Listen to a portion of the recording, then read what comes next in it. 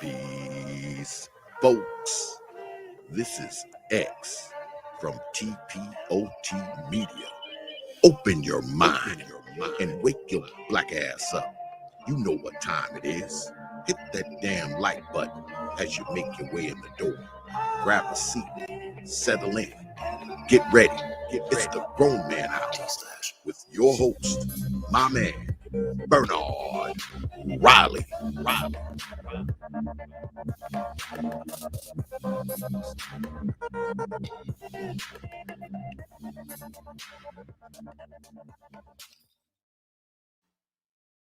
Something special happened today. I got green lights all the way, with no big red sign to stop me, no traffic jam delay. See, I was driving over the moon in my big hot air balloon, floating high into the darkness. I hope I get there soon. There's so many things to do, so many people I need to talk to, and they've all been waiting for me. Well, I gotta make it through. Something special happened today. I got green lights all the way, with no big red sign to stop me, no traffic jam delay. Thank my stars for every green. You have no idea what it means. No, to a man who's always traveling, who's seen the things that I've seen. I don't know what's yet to come, not sure of anything that I've done really makes that much difference. Well, I hope it has for some. Something special happened today. I got green lights all the way, with no big red sign to stop me, no traffic jam delay. Well, I was driving over the moon in my big hot air balloon, floating high up in the darkness. I promise that I'll make it to you very soon. Something special happened today. What's up, everybody? We back in the building on a Sunday. I know some of y'all didn't expect this, even though I told you. I told you on, I believe, Friday that I was going to be doing a Sunday with LAR. I told y'all it would be a Saturday with Mr. Palmer from Fuck Child Support. He had a situation that was real situated, so he wasn't able to come on the air. We rescheduled that for Monday, so that should be going down Monday. But right now, y'all already see what it is. We got the legend, Mr. LAR, in the building. What's going on, LAR? What's going on? Good morning. Got to get that music. Yeah, I know. I was looking at it. I was like, hey. Yeah, well. But I'm tripping. Good morning, everybody. I'm happy Sunday. I know y'all getting ready for football. You're lying because I know y'all didn't go to church. Y'all won't go to church beforehand. So what's up to you? Right. And they wouldn't never boycotting, even though they was talking shit. They ain't never boycotted no football. So no. I'm ready to get off here at 1:00 to watch some football too. I ain't fronting.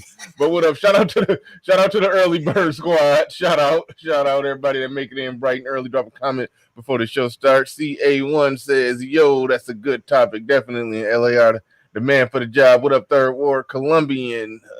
Who else we got in here? Melody came in. They make it first, but she said like on the way in. Make sure y'all do that because I didn't advertise this in enough time. I should have dropped it a day in advance. I knew a few days in advance. I should have been had it there so people could see it. A lot of people don't know I'll come on occasionally Sunday, but we gonna pack the house eventually. We gonna pack the house eventually. Dark Knight Mentality in the building. Kenny Conjo, as always, in the building. Says Sunday morning greetings, Bernard Riley and everyone. Salute to LAR. I know this will be a good topic. Yeah, I can't wait. Okay, motherfucker speaking Spanish. ¿Qué pasó, mi hermano?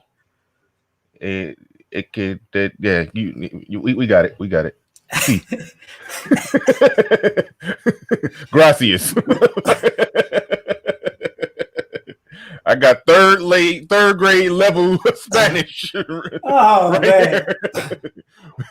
People be coming here dropping shit in Spanish. I'd be like, see. Google Translate, man. Google Translate. Yeah. But what's going on, everybody? And also the true man of the hour, Mr. Black Wolf Inc. He the one that sent me cash apps saying go get this person on the show, get that person on the show, and he was the one. He wanted you here. He sent me the cash app. I reached out to you. I'd be a little apprehensive sometimes about reaching out to certain folks, you know, the big wigs, big names, legends in this space. But when Black Wolf send me money to do it, I get it done.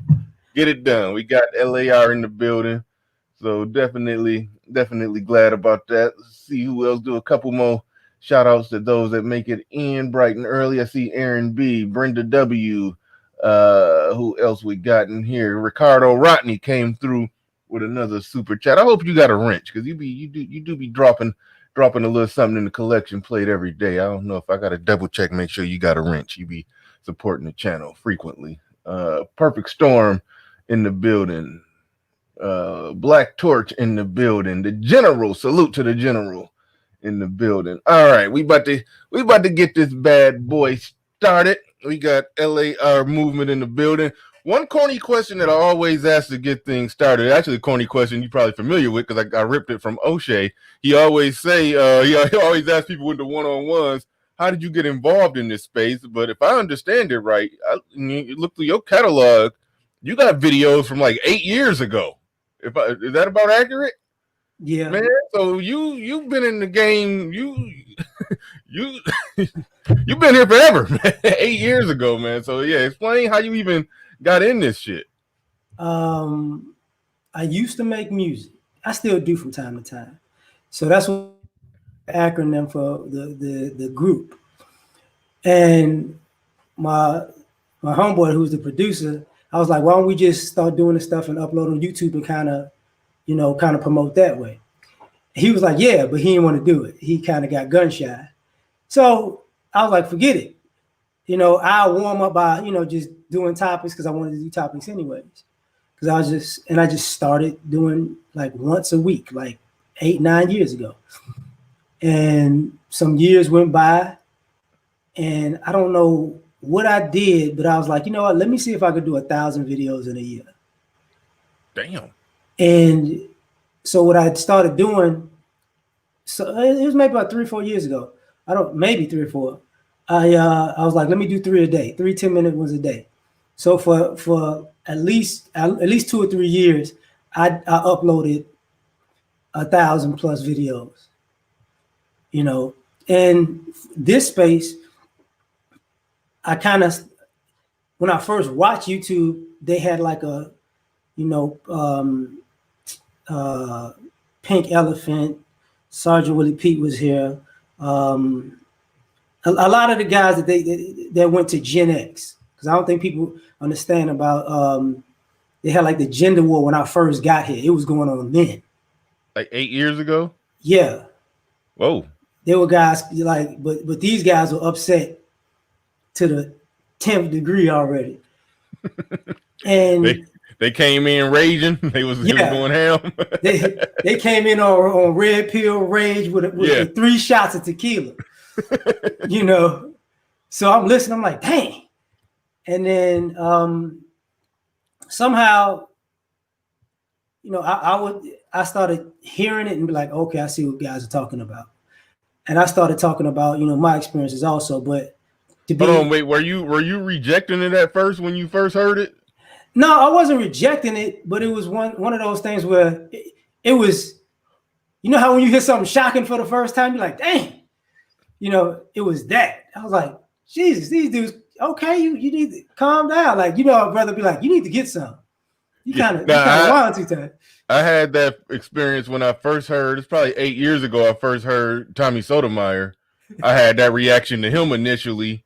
And then I lived a little bit more, went through a divorce and had a few more experiences. And then some odd 5-6 years later, I heard Obsidian.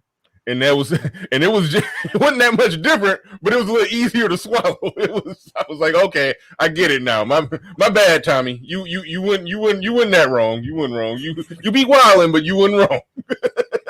that's where I was at with it. I had to back up. Had to live a little bit. But yeah, Osama Abdu in the building. He says, shout out to BR. And the most rational in the Black Manosphere, LAR. Shout out to Osama Abdu. Thanks, appreciate it. Damn, I cut you off. Where you was going? No. That was the MO, and because initially I didn't want to just do that all the time.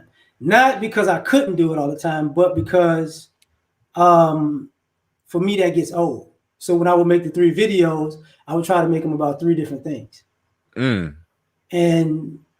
But this space, I just gravitated to it. You know what I'm saying? You know, I like, you know, I was here when, you know, like I was here before O'Shea started. And I was like, who the heck is this? And I would see the comments in the wig. I'm like, who is this? This is crazy. And then when he started doing the conservative thing, I'd be looking back some of the videos and be like, yeah, that's dope. Some be like, I don't know. Because at first he thought I ain't rock with him. And me and Solo TV used to do a lot of stuff. And then I used to watch like when Angry Man used to have the comic book strip intro. And so, because he was doing the intros was doping him up. Yeah. And so I was like, man, this is a dope space. So I just kind of took a seat and stayed. Yeah. That shocked me when I found out a little while back. I found out that damn LAR got videos from 8 years ago. I had no idea. But yeah, you've been in this space for a while. But far as the topic, when we talked about talking about how do black men win, and you had said, you know, this was something we was just talking in the back, and you had said something like along the lines of I had said that could range from anything. We talking about relationships with women, business, politics, fatherhood, you name it. That can range from any damn thing. But then you said that you can't win if you don't got a game plan or something to that degree. So let's just go ahead and start it right there. As black men, you can't win unless you have a goal in the first place. A lot of us don't have a goal in the first place. And it's hard to say, you know, I want to win in life, but you don't know in what. You don't know what's winning to you. You know, everybody says they want, you know, it's kind of like when we were kids, everybody wanted to be rich and famous. But nobody said how they wanted to be rich and famous. They just said they wanted to be rich and famous. Right. So that's where we at as far as individuals in this group. And I thought about it because, you know, initially I did a movie review on The Banker. Great movie. And it made me think about it with this question where Anthony Mackie and Samuel L. Jackson character, Anthony Mackie didn't like him at first. Because he thought he didn't know anything about real estate. He just thought he was some, you know, partying dude, which he was, but he had come to find out this dude knew way more about real estate than he assumed that he didn't. And that's what happens with a lot of us brothers is that we're so caught up in the swagger, the animosity, and the assumptions that we never talk to each other about what we actually can do. So we can't either come together or give each other a blueprint to go somewhere. You know, when we talk about picking up chicks, everybody got something to say. When you talk about making life choices, it's not that easy anymore. Right. Yeah. No, and you see some of that. You see some of that happening in this space where you get people more so. Damn, almost say that you would there. You start talking about chicks, everybody want to jump in. Then when it's other shit going on, then you're more likely to see people fighting on that shit, even though they be fighting about the conversation about women. It is a constant fight. Like how much of it you think? Damn, I forgot to get rid of that. How much do you think that's the problem? Like, I mean, or is that? Okay, this is the question. Is that something that's just baked into the cake with men? Like men are aggressive, got testosterone, and like to fight, and to where it can be hard to work together, or is that just nigga shit? Like No, it's baked in the cake with men, but I think the difference with us in particular as black men is two things that I see. At this point, we're more talk with each other and less fight. Because, as men, if you could pick a fight all day, but once y'all get into a fight, it's, okay, we good now. But we just keep picking fights, but we don't really want to get into the fight. So it becomes an issue. So you never really move forward. You kind of rehash it from square one. I pick a fight, so let's fight. Man, it ain't even about that. I pick a fight, let's fight. Man, it ain't even about, like, listen. And if somebody blows up and then people go, man, what happened? Like, it's drama. But the second thing is, no, it's not as often as people use that aggressive energy to do something productive. So we could take that aggression out on each other, but it's harder to take that aggression out on a task for some odd reason, when the vast majority of us was taught how to redirect that energy. You think so? You think the vast majority was taught how to redirect it?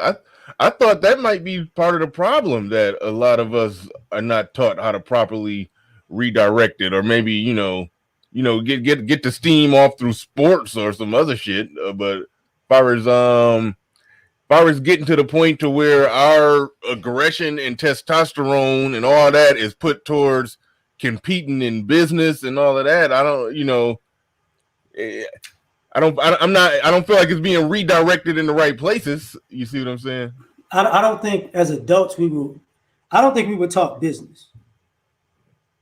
That's true. Like I think we were taught pretty much everything else but business. I'll take that back. Business and financial literacy. I think black boys and black men in particular were not taught business and financial literacy because we were taught to get it for everybody else. Just get it to give it away. So I think business is a hard conversation for us. It's a language that we don't properly. We don't know the lingo on that. It's like when you said you're speaking Spanish. We don't know business like that. Yeah. What I've always said, we'll put it like this. And this is something I've always said. I do want your thoughts on this. There are black people who are definitely equipped when it comes to business.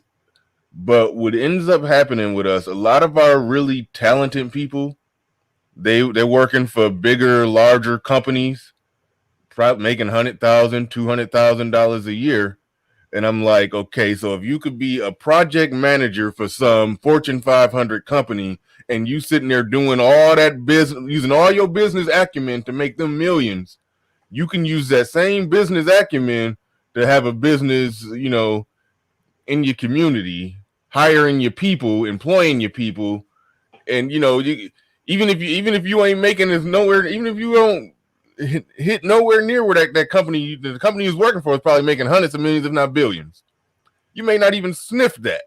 But at the end of the day, it's like our talented people that got what it take to really have those businesses running. It's almost like they would rather, I can't take credit for this quote. I'm paraphrasing somebody else and I forgot who. they'd rather go work for white people and make six figures than to use that same knowledge, wisdom, and insights to run a business and hire their own people. They'd rather go work for white people than, because the alternative is dealing with niggas. They don't want to. They don't want to go that route. Well, the talent is there though. Clearly, if they can go make $150,000 working for some big company. So I guess this is where it's gonna get interesting. So you remember Robert Kiyosaki's book, Rich Dad Poor Dad, and they had the four quadrants, of like earners or something, like somebody who's an owner, somebody who's an employee. I forgot the other two at the moment, but there were four different sets, and in those four sets, he was like, you could own a business and somebody working for another person could actually make more money than you if they're in the right position. You get what I'm saying? So I think when it comes to us starting businesses and employing each other, we got to admit our own nature. Because other groups, white people work for white people and don't ever do that. Asians work for white people and never do that. Hispanics work for white people, never do that. Middle Easterners work for white people and never just go and do something for their community. It's not just something that we do. It's something that everybody does. Because working for a conglomerate, a corporation, usually pays more because it's structured better than a business, than a startup business. And that ultimately is the problem, is that as a group of people, we're not in slavery, a slavery mentality in everything, but we do have a slavery mentality when it comes to the white man's ice is colder. We, a lot of us don't want to say, we do have some type of internal deference to when white people do stuff. So if a black dude a black man or woman has a business, guess what? You'll go in their business complaining. But if a white person has that same business, you won't go in their business complaining.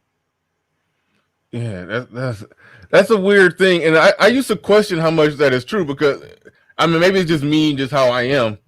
I never complain when I go into black business. I tend to, and they say you shouldn't do that, but whatever they dishing out, bad service and all, I'm like, hey, all right, whatever. I'm take it and keep it moving. I'm sorry. That's it right there. Because when white people give you bad service, you go back. When Asians give you bad service, you go back. If you go to the hookah bar and it's the Middle Easterners giving you bad service, you still go back. I can't believe they treated me like that. See you next week. I go back to the black ones too. But but I think a lot of people do that. I used to didn't necessarily think people was like that, but then when I heard people online saying it, I started trying to pay attention a little more. But I think that is the case, that people have one bad experience at a black business. They're like, I ain't going back there. Forget all that. I ain't like that, but I do think that may be the case. That may be the case. That's a weird thing, that the white man's ice is colder. Because some of that I just didn't buy. I didn't believe. I didn't think that people really operated like that. But then it was certain things in myself that I had to re-examine. Like I had a moment where, and this is a funny story. I'm embarrassed to tell, but I'll go ahead and tell it real quick. My camera about to shut off. Give me 1 second. Well, you'll still be able to hear me talking. Yeah. Oh shit. See, bought an expensive camera, don't know how to use it. So I'm still trying to figure this thing out. It was one time I had all the settings just right, then I turned it off, went to sleep, and then the shit it can't get right again. I did that a few times. I had to do like a whole 8-hour shift, because I normally just try to tinker around with it for like 30 minutes here, 30 minutes there. No, I just got to devote an 8-hour work day to playing around with this damn camera so I can get it to act right. But yeah, my embarrassing story when I realized that I was fucking up is the little Arab store down the street from my house. I would go there, and And I had a moment where I realized I cannot go there no more. When I realized when somebody online, somebody in this space, this was like a couple years ago, somebody had said something like they in there selling us fried chicken behind a bulletproof glass.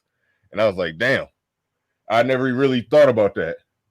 And then one day I was in a rush. I was hungry as hell. I was on the way home. I was trying to hurry up and catch the game. So I wasn't about to stop at no McDonald's. I ain't want none of that. I ain't have time to order nothing and go pick it up. You know, I wasn't even thinking about, I don't even know if Grubhub was none of that was on my mind. I don't even know if that was even a thing in my city. Like my city be late to get everything. It's a small city. So I was just like, I know they got some damn fried chicken in there already cooked and ready to go. So I was like, you know what? I'm about to just stop in there and grab some chicken. And then right when I was about to buy that damn chicken, I realized here I am waiting in line, about to buy some fried chicken from the Arabs behind a bulletproof glass with a goddamn watermelon Everfresh juice in my hand. I was like, all right, it's over. I'm sitting here buying fried chicken and watermelon juice behind a bulletproof glass. Like, I ain't coming back no more. Now, I still bought the chicken, went home and ate it. It was delicious. But I haven't been back. I don't know how they made some good fried chicken. It was good, but I ain't been back since, man. I said it's over. That's when I realized, like, look, these businesses, we gotta stop supporting them, and I gotta go ahead. That's also how we can win. From time I like cooking, so I was watching this. It was on YouTube. Treat people traveling the cities and cooking, and I was looking at, they was making mambo sauce in the DMV, right? Mm-hmm. It was frying wings and mambo sauce, and his Asian guy was the host. So he goes to this black spot, this black restaurant, and he tries that chicken with the sauce, and he's like, "Yo, how did you fry like this? What are you doing? What is this? What is that?" And the dude looked at him like, "That's not happening." And with that, and the guy tried to ask him again, "That's not happening." He tried to ask him again, not happening. And then he realized, oh, it's not happening. One of the things. You realized what? What did you say? He realized it wasn't happening. He realized he wasn't going to share his information with him, because that we are so inviting. We share our information with other people, and they try to duplicate it and replicate it for their own financial gain. Mm-hmm. See, Coca-Cola ain't give nobody the recipe. Coca-Cola ain't have a friend that came by, "Hey man, how you make that brown fizzy drink? Oh, let me show you what it did. It did this. Oh man, that's great." No, it's like, no, I'm not doing that. You can buy it, but I ain't telling you how to make it. See, that's what Kentucky Fried Chicken is. He got a recipe from an older lady, sharing it, right? A lot of times, if you work for, like when you was talking earlier about having working for these companies, if you're a scientist working for a company, you use their lab. So if you create something in their lab, it's ultimately their property. So guess what? It's not only are you working for them, but if you create something that can actually bring them a windfall of money, it's theirs because you made it on their property using their stuff. Forget it's your intellectual property. You should have did it outside the building. And brought it. And this is where we give away our leverage in America by being so open when nobody else. How often do you see other groups of people giving us ideas or their tricks of the trade or tips for us to make money off of? Yeah. That's all day. It'd be, it'd be a lot of people. I was trying to think of a movie. Damn it, I didn't even watch it all the way through. I gotta finish it, about that guy I think he invented some function. The movie was called Flash of Genius. You know what I'm talking about? He invented some function of the windshield wiper blade. And they stole it and they tried to kill him. Yeah, I ain't made it that far yet. You spoiling the movie. I ain't made it that far where they tried to kill him. He was the guy who invented the windshield wiper in a sense. And I forgot if it was Ford or GM or something like that. They were gunning for him to take it, and he was like, no, and it became a whole legal battle, and it got personal, you know. The part that jump out to me, what I do remember is I do know that they wanted to buy him out, but his name would be nowhere on it. He wouldn't own no part of it. It would just take the money and walk away. And I think a lot of us gotta take the money and walk away mentality. You know, that got something to do with why, you know, when you look at wealth in this country, you know, if, you know, grandmama and them leave that house to you, the first thing we do, all 7 of their kids, they want to buy the house, sell it for $100,000 and split and got $12,500 each that they gonna blow in less than they gonna blow it in 4 months, and then that's just gone. But you know, other people, they're gonna keep that property, they're gonna keep that wealth. That's why the wealth, other races, you know, they wealth gap. That's most of it is caught up in property you own. You know, so that's a big part of it right there too. People don't even understand buying houses and paying it off, owning it, passing it down, you know, shit like that. But that's all. Those are all factors in the equation too. Hit the like button, folks. I don't even know where the likes at. For some reason, all my technology tripping. I can't even get the tablet to work. So I don't even know where we at on the likes. I haven't even pulled up the YouTube feed. I haven't even liked my own damn video yet. So I got to go circle back and pull this up and see where we at on the like button. See if y'all playing me on the likes. We about to see. Hold on. Here we go. Got 148 people in here, 77 on the likes. That's damn near 50%, pretty much 50%.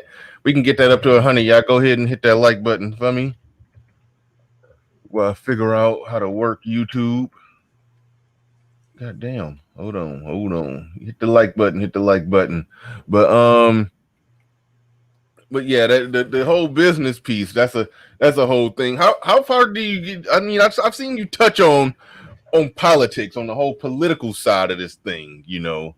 I've seen you touch on that. Don't worry, folks. We're gonna talk about women in a little bit. We just easing y'all into it. We gonna talk about pussy before the stream, man. Don't worry.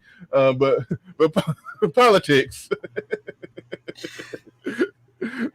What black men need to do in terms of politics? There's been some good debates going on in this space. I don't know if you've been following along, because a lot of people in this space is very conservative. You know, I consider myself, you know, moving that way culturally. But like, shout out to MOT, Mike V, and a few others. I heard Nagone 11 spit some good stuff on this one time on the Brain Trust. Complex Design be getting in on it. But a lot of them, they've been talking some good stuff. They've been calling out these black conservatives and explaining how they kind of own some cultural trolling bullshit too, and all of that. Yeah. So just what's your overall thoughts on that one? Like, far as black men trying to win, and what do politics got to do with it? I'm a conservative. I view myself as a conservative. Yeah, me too. I think them people on the far right and the far left liberals, they need therapy. You know, they do stuff that just makes absolutely no sense. Oh, wait. Say that again. I can't read and listen at the same time. No. Who needs therapy? The people on the far right and the far right conservatives and the far left liberals, they both need therapy. They both got mental problems because they skip over lines of common sense, principles, decency, dignity, integrity, just to make a point, and they make up ways to make points. They're not even steeped in facts or statistics or actually what happened. That kind of stuff. Those people aren't into politics. Those people are into trolling. You know, I think as black men, what we got to do is, first of all, we don't have a set agenda. It seems like we've laid the groundwork for what we want, and for the most part, it's how can I say this? Family court fairness. I think people want to get rid of police immunity, police officers' immunity, fair business practices, and the even hiring. or necessarily firing practices, and access to wealth. That's what I mean by fair business. Because, as much as people want to lie, the business practices in America aren't fair for everybody. You know what I'm saying? Especially us. Explain. Let's get specific on that one. What do you mean when you say it's not fair? I know. Go ahead and elaborate. When you hear famous, rich, rich. First, let me say this. When you hear a man like Robert Smith say we need reparations, because of how this country is operating. People, he was successful in business and in science and STEM. So it's like, wait a minute. So that's nothing to do with sports and entertainment. Then you hear people like Bob Johnson say the same thing. And he goes to the White House. He's friends with Trump, right? And he's in entertainment. And then you hear athletes who have certain businesses like, this is an issue because I can't get access to certain things. That's a whole nother problem. And if you pay it, and we like to talk about like hip hop, if you notice, the vast majority of hip hop wealth has come from working with people overseas. That's where all the liquor brands are, overseas. Oh, okay. Some of the shoe companies, I believe Adidas and Puma overseas. I don't believe they really here like that. You know what I'm saying? So what I notice is, and even using Akon, and he's not a American, like he's, you know what I'm saying, but he's like, I got to work with China. I can't work with America to do this. And I was listening to something in particular. E40 was talking about he opened a restaurant with Chester McLaughlin. And then he wanted to open a Wingstop. And he said, I got the money. I got the good credit score. They wouldn't give me money. They wouldn't give me a loan. Like everybody else does this business practice, they wouldn't give me a loan. And you turn around and you hear people who get loan after loan, who have, blue millions and hundreds of millions of dollars. And you're trying to figure out, how did they get this money? And what you come to find out is sometimes they had the money, they had the credit score. Sometimes they just had the credit score. Sometimes somebody just liked them and took a chance. That's none of our experience. Well, all right. Well, I mean, I remember when I used to, times was a little harder. I used to walk in the bank with my, struggle credit score, and try to get a loan, and I wasn't able to get it. And then some time ago, I said, you know what? I'm about to all this shit I owe. I said, you know what? I'm about to file bankruptcy. I don't want to pay this shit. Filed a bankruptcy, not I forgot what chapter I filed. The one that just make the shit disappear. I think that's 7. 13? It's 7 or 13. I forget which one. I filed. I filed the one to make it, because there's one where you got to make payments on stuff. Right. I'm like, no, I don't want none of this shit. Make it disappear. That's it. I want it off my record. So anyway, and after 3 years, sometime after that, after I filed and everything, after bankruptcy was clear, I went and got some little bullshit credit card with a $300 limit, with a and I would just buy a little something on it. I just paid a little minimum, $25 a month. Showed like 2 years of me paying $25 a month, and and after that, I just got something else, and then over so much time, I just gradually built up some credit, and I was doing good. But then shit hit the fan again, and it was like, damn it, because I had to pay some taxes for my house that I'm sitting in right now.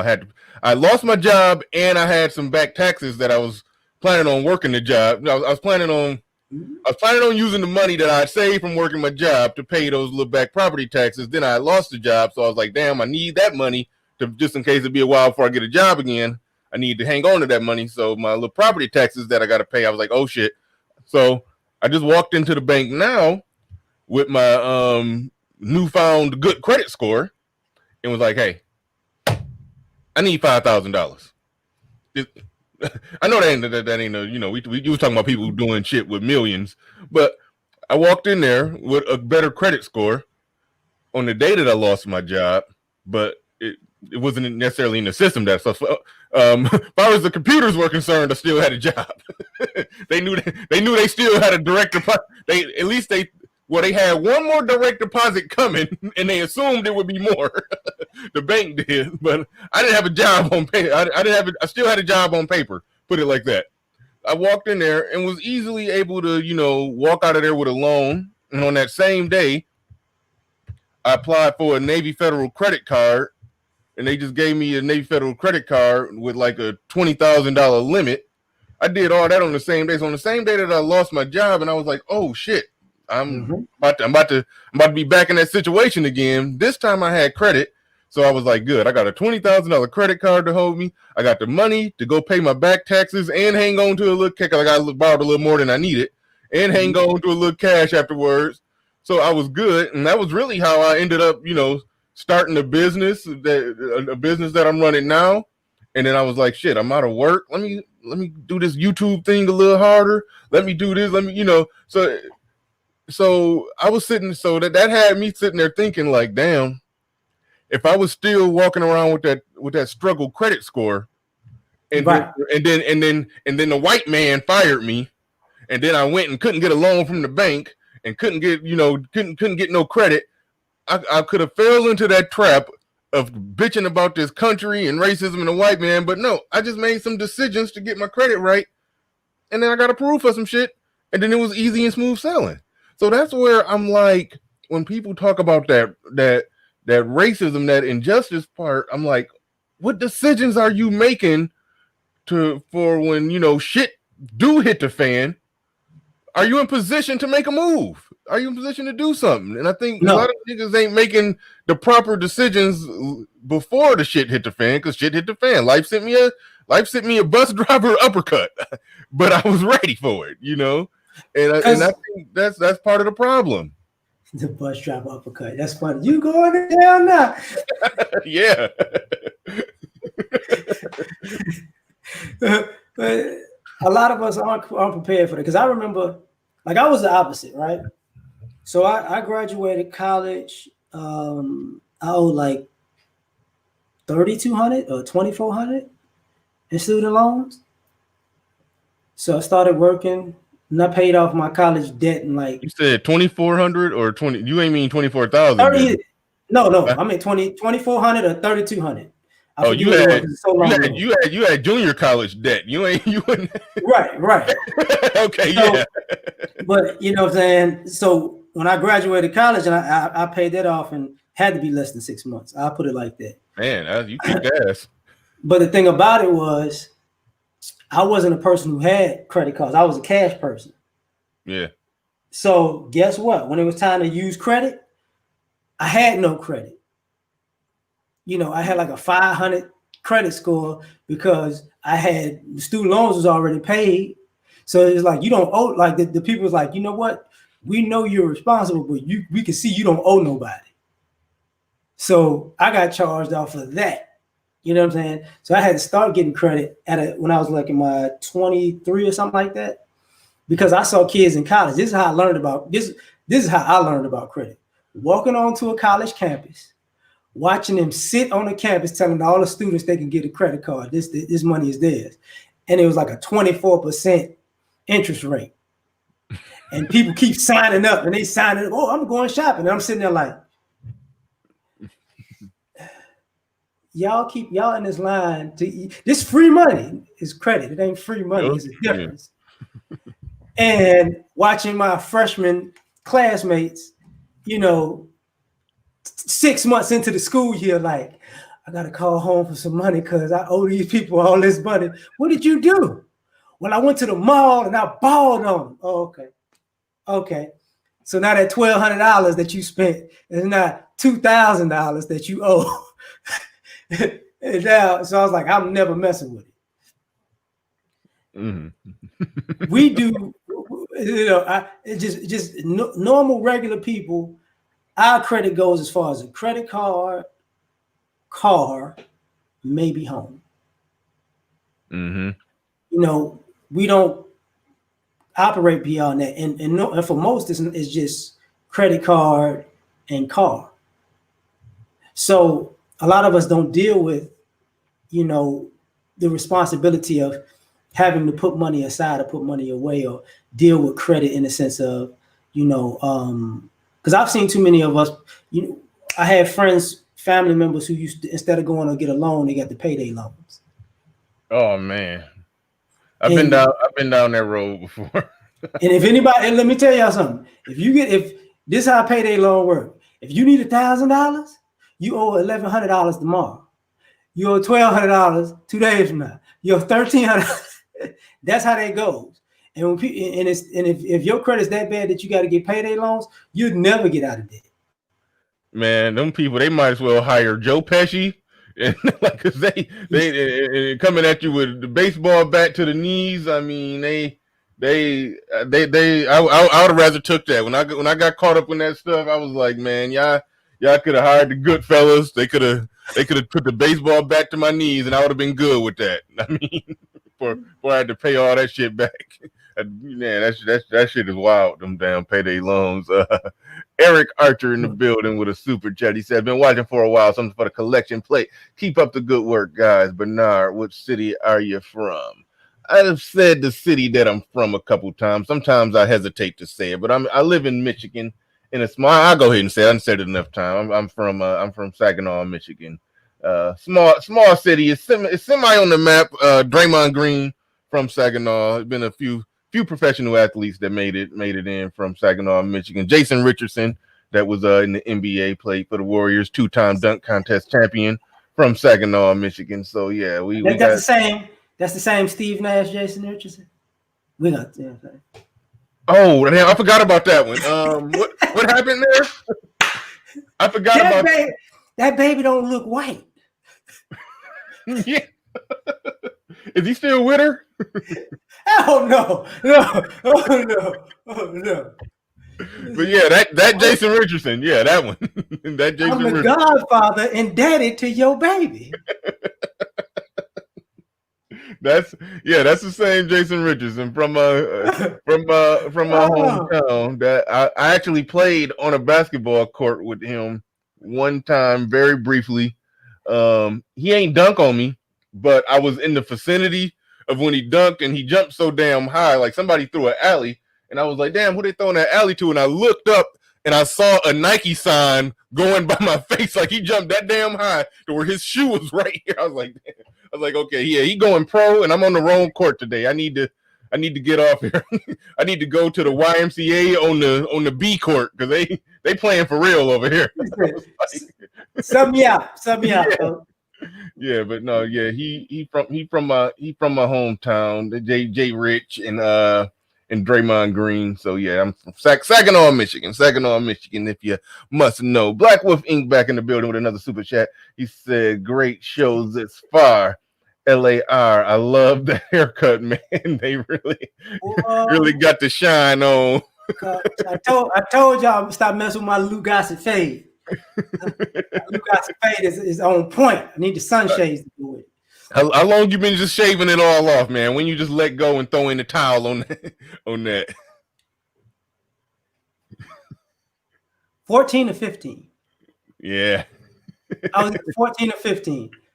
I was in high school and I was running track. And we cut our hair off bald as like a sign of unity or whatever. Mm-hmm. And ever since then, I grew it back for prom as a senior, and that was it. Damn! So you just willfully rock a bald head, and you ain't. If you grow it out, are you George Jefferson, or you got hair? You just you choose to cut it off. I'm not George Jefferson. I'm like Stephen A. Jefferson. At some point it don't come back, okay?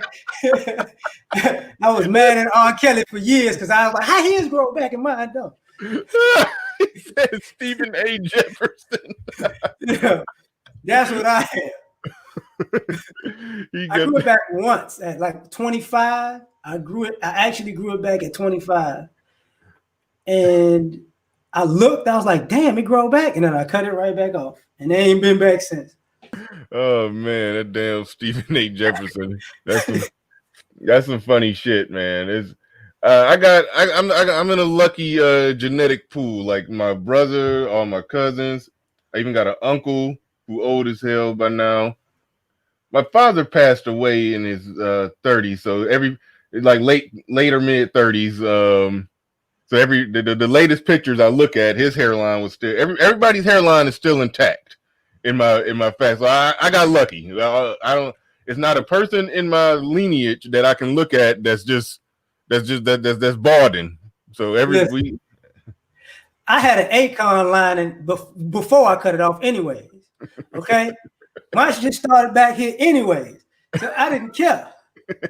You know, I had the best wave game of all time, but truth be told, it was all the way. It was, my linebacker was all the way here. I laugh at my son. That is one thing I used to have more waves. There's something that's going on where it's like, I don't know, I think it's just probably thinning a little bit now to where my waves don't exactly, I remember when Cedric Entertainer said Luther Curl don't not really quite. That's what my waves are doing right now. They just not really. It's like they just kind of bumpy. They ain't really waving like they used to. They a little bumpy. RBR Network in the building. Oh shit! All right, here we go. He said, "Black men win when we apply critical thinking to every lie that whites tell us. Stop following people you hate, lying to you." All right, thank you, RBR. Absolutely right. We heard the truth from a real brother. All right, right on. Black Wolf Inc. back in the building with another super chat. As LAR is the Manosphere Jefferson. Nah, Stephen A. Jefferson, man. That's gonna stick. That's gonna stick. We're gonna hashtag that one. Stephen A. Jefferson. Oh man. All right, we talked about business. We touched on the political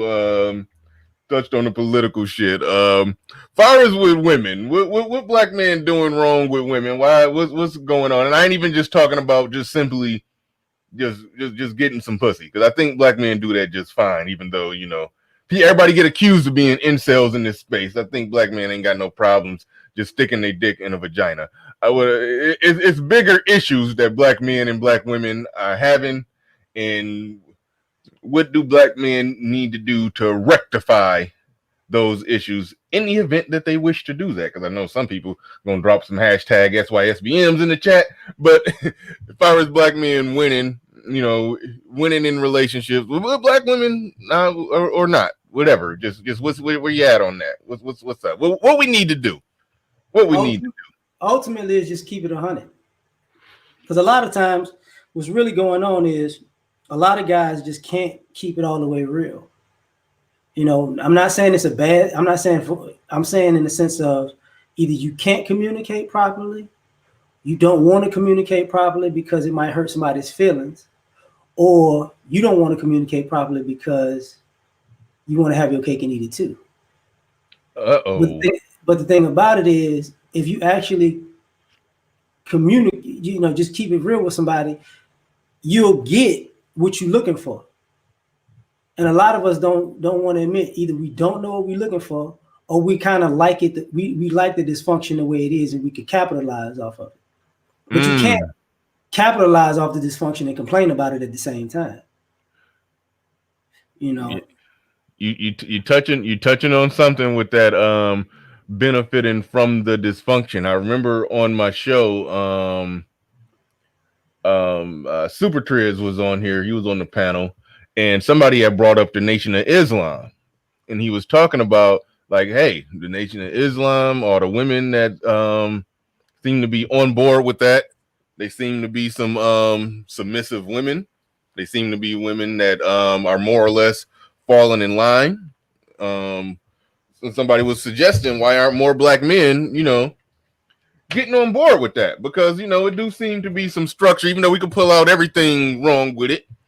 It do seem to be some structure, or at least a fair attempt at structure. Definitely, if it's done right, we talking about some structure when we talking about the Nation of Islam. And Super Chris, was real honest and said he thinks that the reason people don't want to do that is because they had to give up a lot of liberties, a lot of things that they genuinely enjoy. And he kept it real and talked about himself.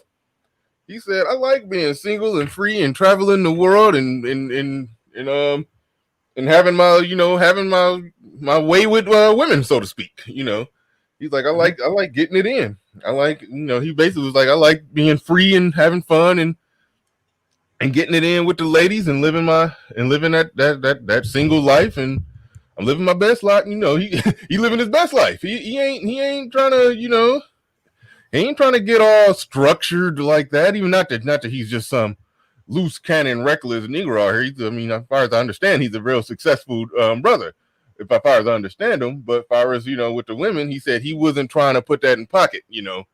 And I talked about that on the show because I talked about how after my divorce, where I did do it, the right way initially. I got married young, got married to my first, was married for a long time, 12, 13 years, and then when I got single and free, I looked at the lay of the land of the dating market, and I was a little glad that it was single women down for the get down and a lot of unstructured chaos, and I enjoyed it. I was, I call it a pussy riot, and some people are looters in a pussy riot. I did a little bit of looting in that pussy riot. I did a little bit of looting. I got out of it though. I'm in a stable relationship now, but I did a little bit of looting.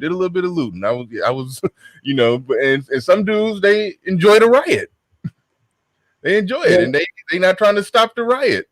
And but it's not their fault that it's a riot. It's because they didn't change the culture back in the 60s and 70s and the free love movement and feminist movement and women wanting to be free and wanting to do what they want to do, how they want to do it. And I said it in the debate that I had on TPOT. I was like, we in a post-apocalyptic aftermath of all those decisions people made, coming out of the 60s going into the 70s. So a lot of dudes don't want to reverse that. See, we all are hypocrites. I'm gonna say why. I was born in 79. The vast majority of us were raised by single mothers. Mm-hmm.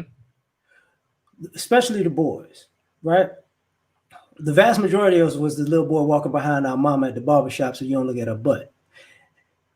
Now we the dude telling the little boy, move so I can look at your mama butt. So, so we hypocrites with that. But the other thing about it is, a lot of this chaos is to get as much as you can, quote unquote, before she hits the wall. But the truth is, as you get a certain age, the hunt is for finding somebody who's fine after they hit the wall. So now people are, we're complaining about feminism, which definitely is a problem. We're complaining about family courts, definitely a problem. We're complaining about the culture, definitely a problem. But we're also sometimes poaching off of the ability to get ahead off of it also. So the thing about us as men is some of us don't want to say, and I've said it before, men hit the wall too. So now when you hit the wall, like we try to hide hit the wall between settling down. No, you hitting the wall and settling down is your excuse to, you know what, I'm gonna make it. Because most of these guys don't step out of the game when they're still considered highly attractive, or they still could just beat the walls to oblivion. They pull an ACL in a Johnson and then had a surgery or two. And then it's like, you know what? It's time to settle down. I've been in these streets. And now you get mad because the woman that you settle down with got to dip out, because sometimes your Cialis work and sometimes it don't. Dudes ain't struggling that bad on the Cialis, man. I don't know. Let me tell you. Here's the crazy thing. So I know a lot. I talk to women, okay? Well, I'm in a relationship now, but I've had a lot of female friends. When they started dating guys 35 to 40 and up. It was a lot of, it was a lot of beer belly. I had 4 shots of Crown, but I got 3 good pumps in me, erectile dysfunction, but I got this money going on things. It's like these chicks be complaining, like, listen, man, they get tired of that. And women sex drivers, they get like 30s and up, it goes higher. You know what I'm saying? Yeah, but what these complaining women looking like though? I mean, that's what I'm about to get. Yeah, that's what I said about they getting what they deserve. That's what I'm talking about hitting the wall. Like, you got to find somebody fine after that. How you see? We could say somebody fine. We know people are bad built and out of shape now at 23. You like, they was mad at somebody was mad at me clowning at work because he was like, I like the rappers Griselda, Benny the Butcher, and them, and I'm like, I'm tired of hearing the gangster rappers that's bad built with breasts and you can't be 25 with breasts telling me you're gonna kill me. I'm not trying to hear it, But then it's the same thing with the ladies, bad built, So we're not gonna admit it. Out here, a lot of people ain't taking care of themselves, so it's a lot of bad built sex. That people are upset. We're upset about it. Nobody wants to. I tell y'all the stories of the lady saying, "Look, I'm sick of having sex with him because he always having sex in his t-shirt because he don't want nobody to see his body because he's bad built." Like, whoa, let me be on that. Let me pull it through the boxes. Listen. You know how when you date a chick and she's kind of fine, but she's kind of fat, but she says she's confident, but when you get in the bedroom, she cut the lights off or she do this when you try I was just about to bring that up. I've seen that happen. Yeah. So it's the same thing, because nobody is for the most part chasing quote unquote relationships. We're chasing sex. So as the attractiveness goes down, now what? I hear the brothers getting mad at, from time to time they get mad at Kevin Samuels bringing up the high value thing. But here's the thing. You might not be high value, but can you have that image? That's the question. Like before we started, I was like, damn, I'm underdressed. Nah. So no. So if we went, think about it. If we went out, a woman to see you as sophisticated and to see me as, this dude is sitting here, this the wings, and I'm watching the game. He in his flip flops, dude. Would she want to be with somebody who looks like a grown man or somebody who looks like, hey, I'm having fun fresh out of college? Mm-hmm. So a lot of us as guys don't want to say, okay, the women definitely have issues, but we take advantage of those issues. We take advantage of them. And to be perfectly honest, I ain't mad at us because guess what? A lot of these ladies, they don't have a direction. They're wasting time and bringing problems. So it's an aggravation. So you want to trade off of it. Might suck, but that's what it is. Yeah. Well, what you get, some of them, then they get over 40, overweight, baby mama, and they, I'm submissive. I can be submissive to a man now, and all of that. They come late to the party trying to act right. But that's why I said, but what the ones that's doing that complaining look like? They complaining about the dude with the man tits, and I'm like, some of y'all, that's about what the man boobs and 60 pumps is about. Look, about what you're probably worth. I went to Vegas last year, and that was the worst thing I should have done. Worst thing I should have done. And for people who don't understand that, when you go to a place like Vegas, because I was born in the world. Real quick, our Starworth, thank you for that super chat. It's been sitting up there for a while. He says, respect to RBR. Did y'all see the interview on Old Drama? Too funny. I have no idea what Old Drama is, but I will check it out. Shout out to Game Changer C in the building. But all right, go ahead. Y'all hit that like button. So last year, I think it was last year sometime, I went to Vegas and I had to make 2 videos: beards, bellies, and bad fashion. Weaves, bellies, and bad fashion.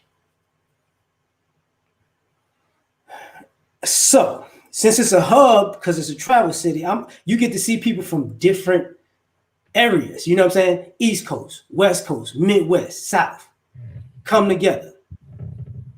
And what I saw was a lot of us black folks are well dressed but highly unattractive. And it's like, I see what you're complaining about. You know, you go to brunch, 4 girls going to brunch together. One of them fine. The other 3 used to be fine, but they still think they fine. You guys going to brunch. One of the guys in shape.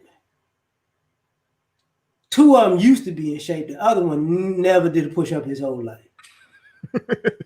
I'm the used to be in shape category. You know, I hit the gym like that Kanye line. He said, hit the gym all chest, no legs. No legs. I got my arms, got the chest, all this still on point, man. From here, I can't. It's got to need a little work from here on down, man. Need a little work from here on down. But anyway, I'm working on it. That's when it becomes, you know, I was talking my older cousin. I got a cousin 10 years older than me, right? So he just turned 50, and I sent him a message. He was like, you know, you told me when you turned 50 you was gonna let yourself go. And we use his stepfather as how can I say this? As our muse to never fall off. Like you gonna get that stomach like him? Oh no, I'm not. Now you out in the parking lot just running for no reason. You know what I'm saying? You know when somebody got the oh Lord. You know when a man looks pregnant, but you can't see, but when you see him straight up, you don't know that. But when you turn to the side, you be like, God, it's like that.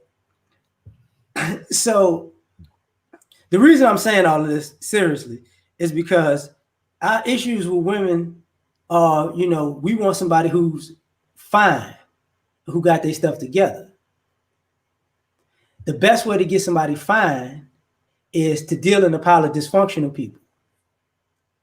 Because if you deal with somebody who's functional and they find they got themselves together, they're going to have expectations of you too. Same way when you're a man and you get yourself together and you have expectations of these women, these thoughts really can't be around you like that. Because they can't handle the pressure of actually, you know, doing something right. Right. So that's where we at. Now the question is, do you want to be with the dysfunctional people or you want to be with the functional people? There's going to be a trade-off. You might not have the sloppiest blowjob in the world with being around the functional people, you know. But being around the dysfunctional people, you're gonna wake up some mornings like, I want to kill this mother. Ooh, I want to just choke her, you know. And we know this. So what we gonna do? Nick Penn in the building with a super chat. He says, ties and offering for this morning. Salute, gentlemen. And salute to you, Nick Penn. Salute to you, Nick Penn. Thanks for that super chat. I don't even got my phone near me. Let me see if anybody. Let me ask you a trifling question. Okay, go ahead. Yeah. I'm ready for it. And this goes, and the women, this just works for y'all too.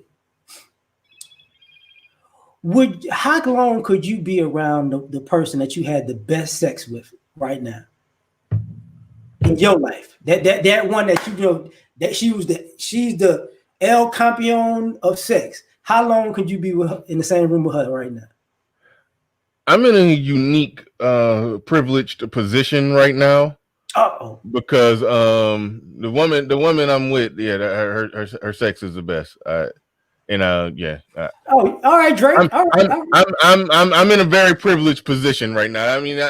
I mean, yes, when I was out there single, yes, I got tired of messing with them with the random broads. Yes, I I was tired of it. And yes, I did meet a woman, had a great personality. I got along very well with her.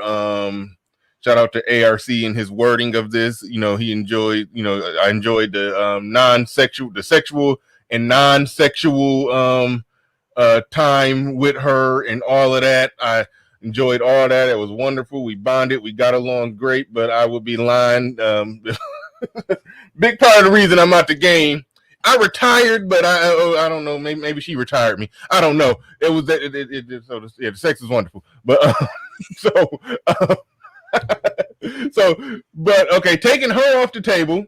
Let's take her off the table. Her off the table. If I had to go to the number 2, you said how long could I sit in the room? Yeah. Not long. Not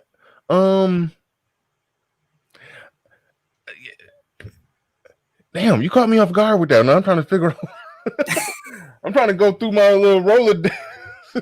Trying to figure out who it's some chicks that it was good, but they personality wasn't quite right. I think a lot of us end up in a situation when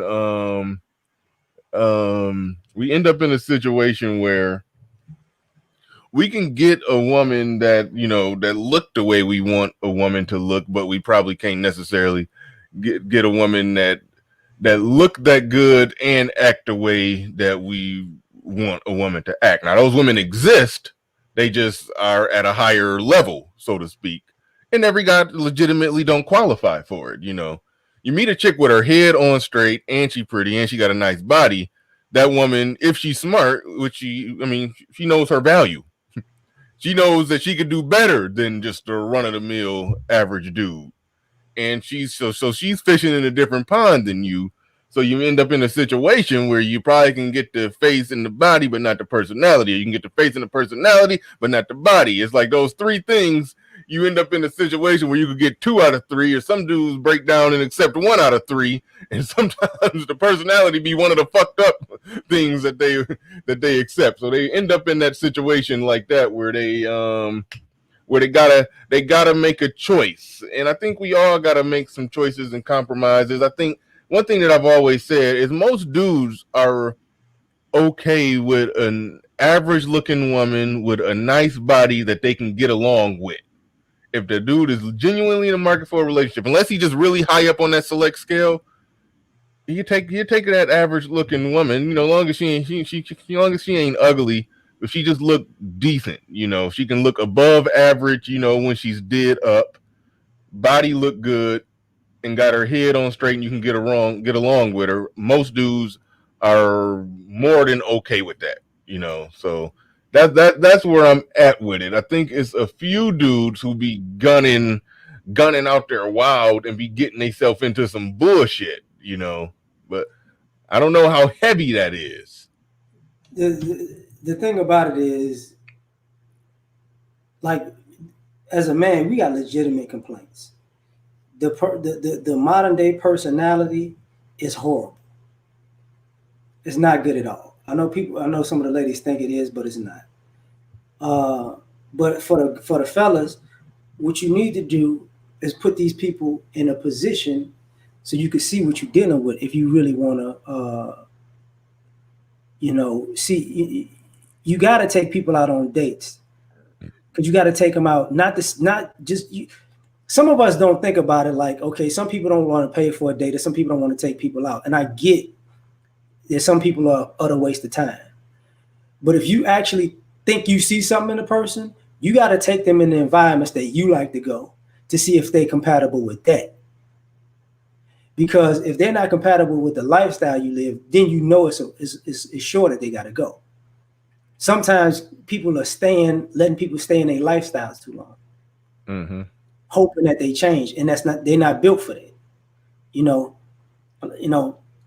And sometimes with some of y'all doing, when you do it, what I've done when I was younger, and what I see guys do now, sometimes it's knowingly or unknowingly, you're really exposing somebody to something new, and they're using you to get their feet wet so they could do it for somebody else, and then you get upset on the back. Say that again. Say that you again. can, like, you'll be exposing somebody to something new, and they'll be using you to get their feet wet. To use that information with somebody else on the back end, and then you're gonna be upset about that. Damn. Yeah. You know. So, I have a if a woman can't walk, if I think a woman can't walk in heels, I don't want to talk to her. If I think a woman looks uncomfortable, feels uncomfortable in a dress, I don't want to talk to her. Like if she doesn't have a sense of humor, I don't want to talk to her. Because for me, those things let me know you're not comfortable being a woman. Ooh. Because you can't walk in heels, you're uncomfortable being a woman. You're uncomfortable in a dress, you're uncomfortable being a woman. You can't laugh, that means you're not comfortable in your own skin, because you can laugh at yourself or other people in a sense. You get what I'm saying? If you don't have a sense of humor, you're not comfortable. Right. So if you're not comfortable with you, what the hell I'm gonna do? And a lot of us guys, we skip over that for the sex, because the sex is, I didn't know sex was so easy until I got older. Because a lot of us playing that, we're playing that, I gotta get it, I gotta get it, I gotta get it. And it's like I said this a long time ago. So what happens when I was in my 20s and I'm seeing girls fine in the club, right? Then in my 30s, I'm seeing them, and these girls are fine. They all sexual. They having sex in the club. 10 years later, I see them on X videos. That literally happened? Yes. I've never seen nobody I know on X videos. Yes. Like the chick I know, I don't know her, but she used to frequent the club scene, porn star. Like, she don't look like she used to look, obviously, because she done gained a few pounds. But one of my homeboys smashed her and I remember seeing that at other clubs because she was out there then. The women I used to know that I used to go to college with. Some of them, everybody wanted them. Then they got ran through by the time it was like 30, 35. And now you look at them now and you like, she looked like how can I say, the auntie that think she still got it with the fake fur coat on kind of thing going on. That's what goes on. And now, even if I talk about things like, men and women in a relationship aspect, it ultimately starts and ends with this. Can you be honest with yourself about what you really want? Because it seems like if I want a slut, I don't want to deal with slut culture. You can't have a slut and not deal with slut culture. Yeah. So you got to be willing to be with both. Like the ladies, I want a mandingo, but you don't want to deal with other people wanting them. Like, stop being stupid. You know what I'm saying? You want a provider, but you don't want somebody. You don't want a provider's lifestyle and structure. You can't have it. That's not what you want then. Yeah. If you want to be free, being free spirited, you're gonna deal with the lifestyle of being free spirited, which ain't cool. Might feel good, but it ain't gonna be cool. Yeah, I've said that. One of my old videos from a while back before I was going live, when I was just doing like a pre-recorded video once every 2 months. I'm on record saying, I said it a long time ago, I forgot how I worded it. I was like, well, women, when you really break down what they want, it's like they want a bad dude to treat them good, a mean nigga to be nice, a player that don't cheat, a tall nigga to act short, just for them. Like that's really what they want. They don't. That speaks to what you're saying. How all the shit that come with the type of dude that they want. They want all they want that stuff, but without all that to come to it. I've long said that about women, and it is some dudes that walk that line too. That's why I always shout out Ramil. He mess with his hoes, and he said he like hoes. He prefer hoes, and he own it, and it is what it is. He's Is it because they're his hood bitches? He fuck with them. He ain't got to talk too much, or ain't got to be all trying to front and do this or do that. It just is what it is. Offer on the table. Let's go. But So I salute a dude who just honest like that. That's the difference. I remember meeting Ramil a long time ago with O'Shea, with Solo, and from then to now, he know what it is. He put it out there what it is, and that the women that mess with him know what it is. Yeah. See, everybody else want to play this ambiguity game. Yeah. That's what it is, but that's not really what it is. I don't want to hear that. Ramil is this what it is. See, everybody, it's funny how can I say this? It's funny how we're dealing with people who like to be double-minded, but don't want to be viewed as stupid. When you're double-minded, you're stupid. Nobody has time to deal with you wanting and acting this way and then wanting and acting that way for the same exact thing. That's idiotic. So, and now, to be perfectly honest, if I can just be rude, all that's happening is a bunch of people are falling off and they trying to get the best deal that they can get on the way down. So now all that stuff they were talking when they was younger, it didn't work out for you, huh? So now that you've fallen from a cliff, now you trying to latch on to somebody falling down, and they and you can't get nobody to reach out, Yeah. So you gonna get what you get. Right. All right, let's talk about and this is an important one for me because a lot of people know my story. How post divorce had to go through hell getting custody, fought and lost a couple times. Eventually, got a custody situation that I'm happy with and whatnot. I think you wrote a book called, what's the name of your book? Lessons from a Non-Custodial Father. Yeah, let's talk about that. Title of the show: How do Black Men Win? And I'm on record as saying, and this is the only area where I, talk about marriage in a favorable way, because we know, and all the data shows, that when two people get together, get married, commit to each other, even though I understand the stats are going awry, when it comes to divorce and all that. Black people that are born into marriages, even if there's a divorce, the data shows that those kids that were born into a marriage still turn out better on average. It was some stats that showed, this data is like 10 years old. 10 years ago when I first heard it, that Black people, you're better off being born Black into a marriage in this country than being born white onto a single mother, a white baby mama, So relationships, people getting together and committing to each other and raising kids together, that matters. And I think it matters just through the roof when you're talking about kids, because I got sons. So, and that shit matters. And we talk about getting Black men in line and Black men doing what they need to do, but it's hard to do that if women over here with kids and Black men over here.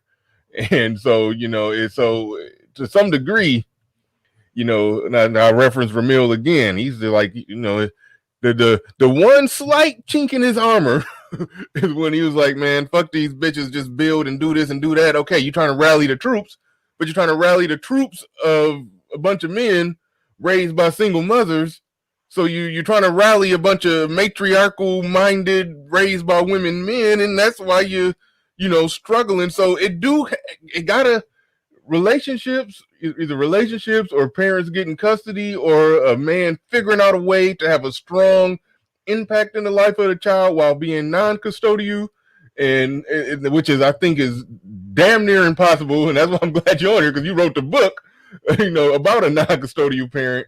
So with this whole how do Black men win, let's tie it into fatherhood, raising sons to be better men, because men raised by women, they just like that we it's like I'm quoting Christopher Hitchens. He said this about Christianity: you're born sick and then ordered to be well.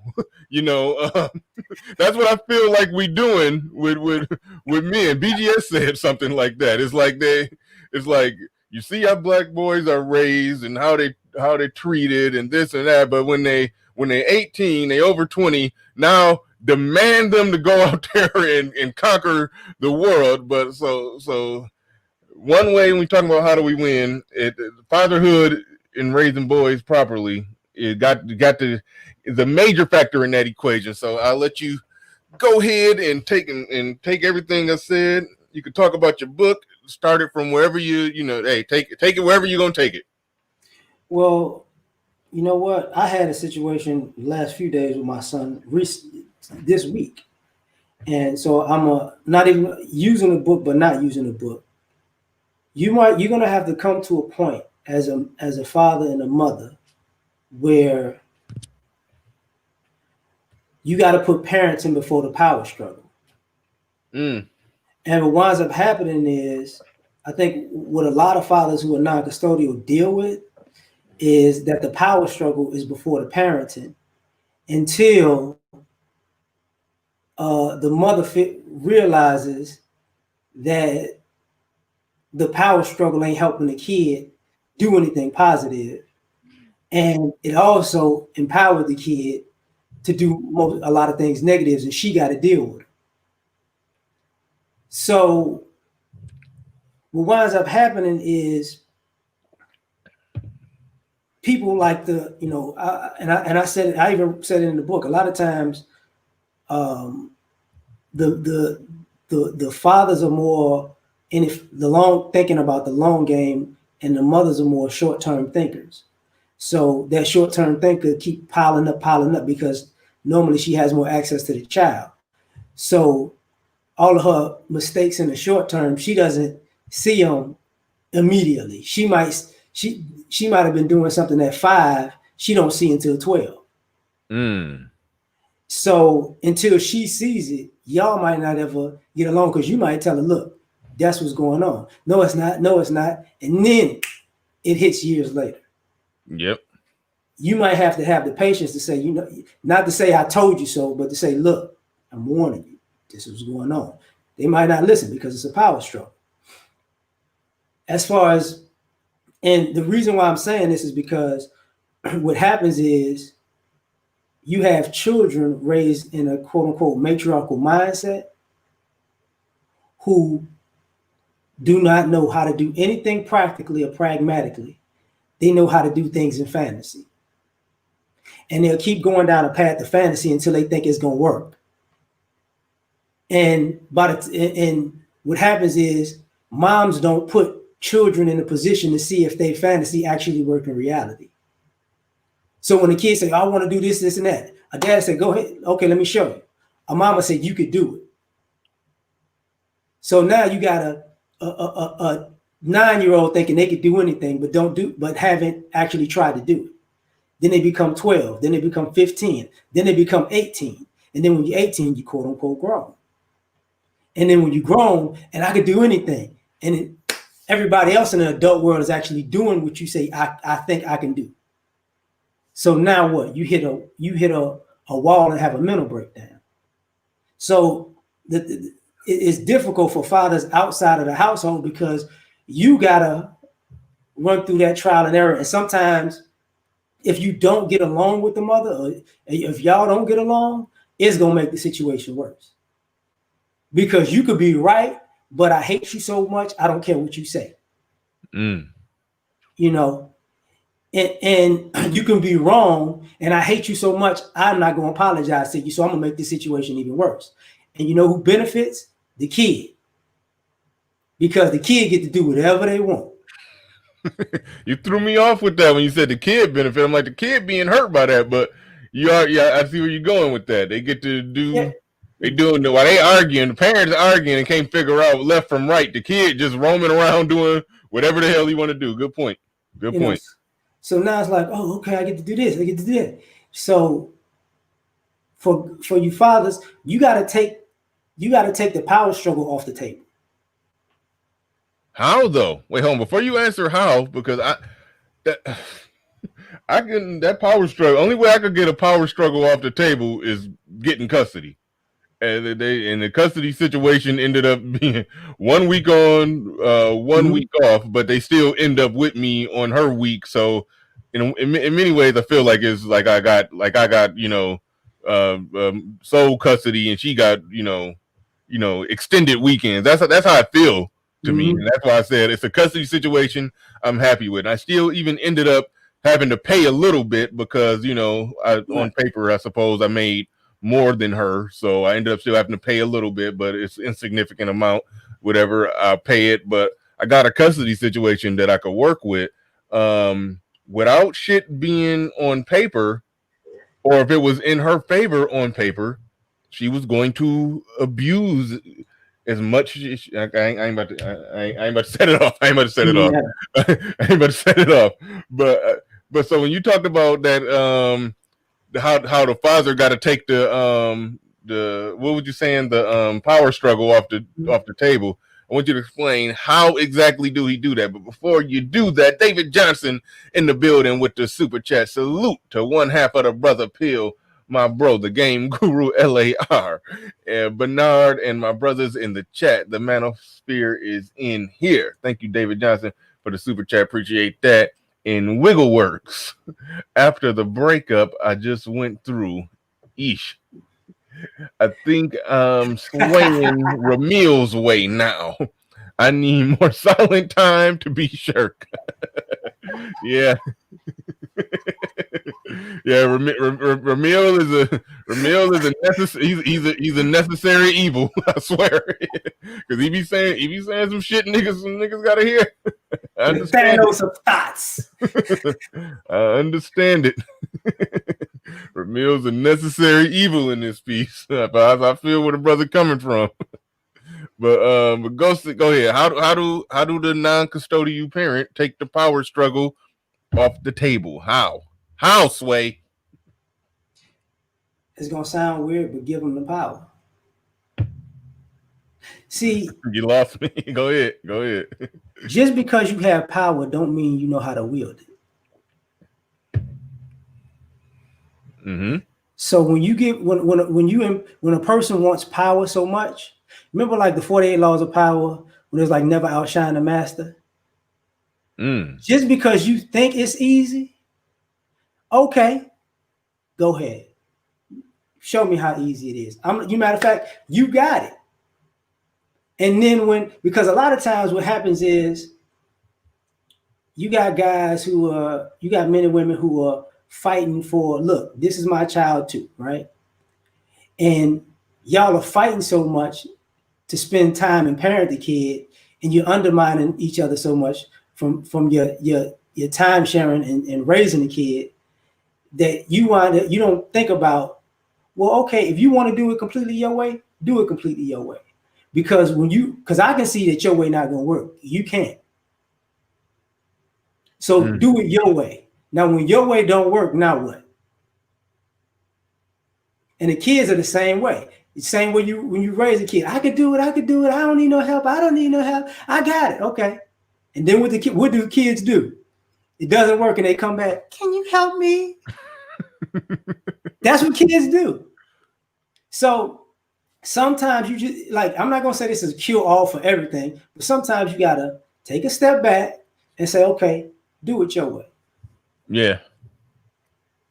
And then somebody be like, see, and they're like, okay, see, because people feel like they're empowered. I know I'm doing it right. Okay. And then all of a sudden, drop the first pass. Second down. Life hit you with, then bum rushed you. Now you got sacked. Now it's third and long. And now you're like, I got it. Interception. Now what? The thing about it is, and this might sound weird, don't wait too late to do that, though. Don't wait till the kid is like 16, 17. Do that early so they could see that this ain't gonna work the way you think it's gonna work. Mm-hmm. And it's the same thing. And here's the irony. I learned this, and I implemented it, but I actually learned this from when my child was like 4, right? He was going to a daycare. The lady who ran the daycare said, "You know what? Are you willing to take my advice? It's going to be unorthodox." I'm like, "Yeah." She's like, "The kid got a lot of energy. So when they go home, have him do his numbers and his ABCs and do jumping jacks." This kid's like, playing. I'm like, "Okay." He said, "I guarantee you, he gonna have fun. He gonna be doing the jumping jacks, bouncing around. He gonna get real tired after a while. He gonna go to bed." And I was like, "Huh? Okay, we'll see." So I brought him home. He's A, B, C, D. See after about doing that and doing his number count to 100. Yeah. And he's smiling. He get about to 50. 51, 52, 53, 50, 50. Time to take a nap. Yeah, I'm gone, dog. I'm done. Because, when you run out of options, you're willing to take somebody else's advice. Because when everything you thought you did that would work doesn't work, now you're open to say, "Okay, what was you saying again?" Yeah. And then when you see that depends on how rational that person is. That's the done the wrong thing. That saw, okay, this ain't working. Let me try to circle back to this other idea. This is what I always say. That most of the advice that somebody can give in these situations is good advice if the problem is a genuine problem between two good people that just disagree. Right. But when one person in the equation is practically a terrorist, that's when it's like no advice can work. You just got to go and try and fight it through the system, get custody. But I can say this: the 1 week on, 1 week off custody situation after the separation, or more so, just over time with her being there with the kids in her house by herself, doing the shit that she was doing, the shit that I was disagreeing with and saying was wrong, and then that she arguing with me about shit, or when I try to parent the way I'm parenting, she come in there trying to parent me, or trying to parent the parent while parenting. Like, I'm disciplining the kid, I'm reprimanding the kid. Don't come reprimanding me. I'm like, what are you doing? You fucking him up by you coming in here trying to talk to me about how I'm talking to him. But then left to your own devices, you doing dumber shit. Like, I mean, it was a weird situation. So the separation made it to where now I can be over here doing what I'm doing. She over there doing what she doing. She calling me at night saying she got this problem, that problem, and that problem. I'm like, you notice I'm not calling you for nothing. I'm not having that problem. But you calling me, they got to the point they teenagers that she calling me at midnight, come get him. Why? She explains why. I'm like, did this conversation sound familiar? But she wouldn't accept it. She wouldn't accept that the stuff that I, once they became teenagers, that now I got to come get these high testosterone boys about your house that you can't deal with. You didn't, okay, that's why I was in that room when they was 8 on their ass, and then you trying to tell me I'm wrong for being on their ass when they was 8, because I saw this problem coming when they turned 13 or 14, and now that we divorced and you got to deal with that problem by yourself, you can't deal with it.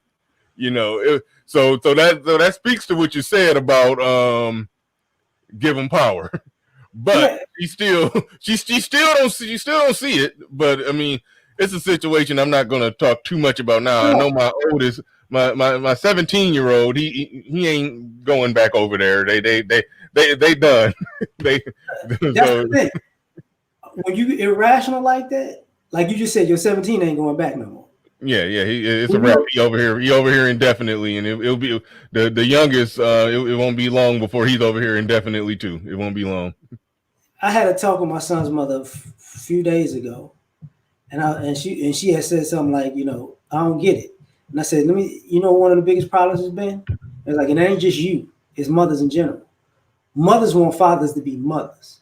That's what that is. I said, you wanted me to be a mama to him like you was. That's what you think parenting is. Mm-hmm. You can't see parenting in the paradigm of a father because you're not a man. I'm not a mother. And once you accept the fact, and this is where quote unquote feminism and comes into play. Anything you could do, I could do better. I'm a man, I could do anything a man could do. No, you can't. So when you start psychologically seeing yourself as I can think and operate just like a man would, because I got masculine and feminine in me. No, you about to get played. Mm-hmm. And what winds up happening is, how can I say this? Kids know how they can operate with each parent. So a lot of times the argument and the power struggle actually gets in the way of communication. So your kid can be lying on you as a father to the mama, and lying on the mama to you, the father. So now, because you don't communicate properly or you don't communicate that much, guess what happens? Mm-hmm. You're viewing each other off of what a kid telling you so a kid could get over. Damn. I don't want to talk about your mama. I don't want to talk about your dad. And then the kid, over there, they did that, and that's just, I just can't take it. But you don't never think that same kid is coming to you doing that, going back, mama, he just hit me for no reason. I don't want to go over there no more. He mean. You're like, yeah, they be running game. They will run game. This circles back to something that we was talking about earlier in the show. Black Wolf Inc., who actually made this interview happen today. He says, "Can y'all please talk about self-improvement?" Absolutely. And so let's talk about that. But I do want to, before you get into it, I do want to give my not official take on it, but I do want to. I feel like I need to clear something up, because I think that this space probably gets unfairly criticized, like people are against it.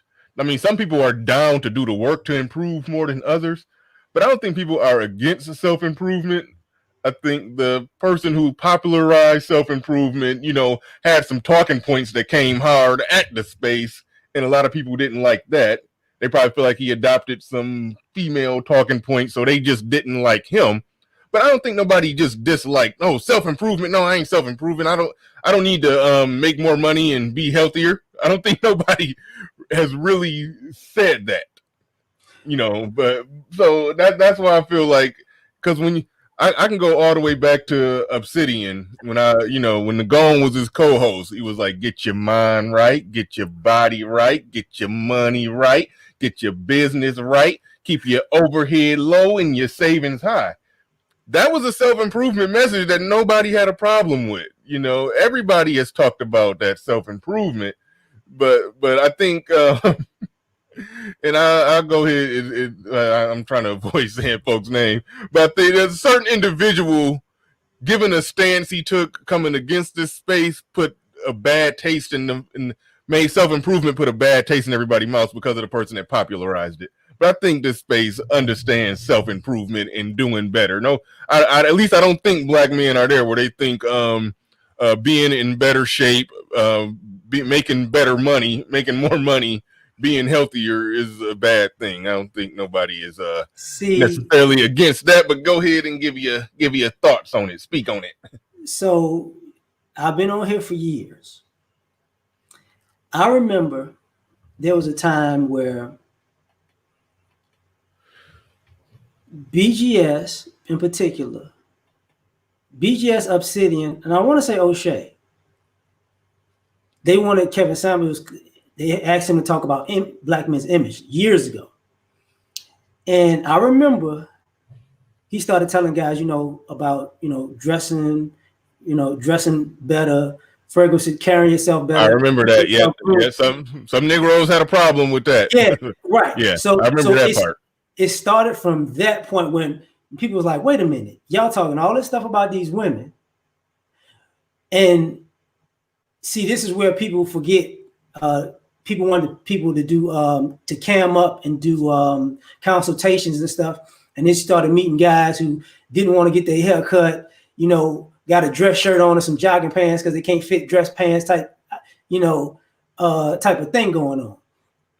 And they was getting on the brothers, and that's when C Boogie came into the thing about show your work, because guys kept talking about, you know, they was going to improve, but they never wanted to show that they was making improvements. Mm-hmm. And the self-improvements it initially became of how are you carrying yourself? How do you look in public? How is your health? How is your grooming? That's what it initially started as from where I was sitting at the time. Mm-hmm. So it can evolve to the other things, because it was like started from the ground floor. Like, let's see how you actually conduct yourself as a man first before we bring into the fact that you might need to make more money or do this, that, and the third. And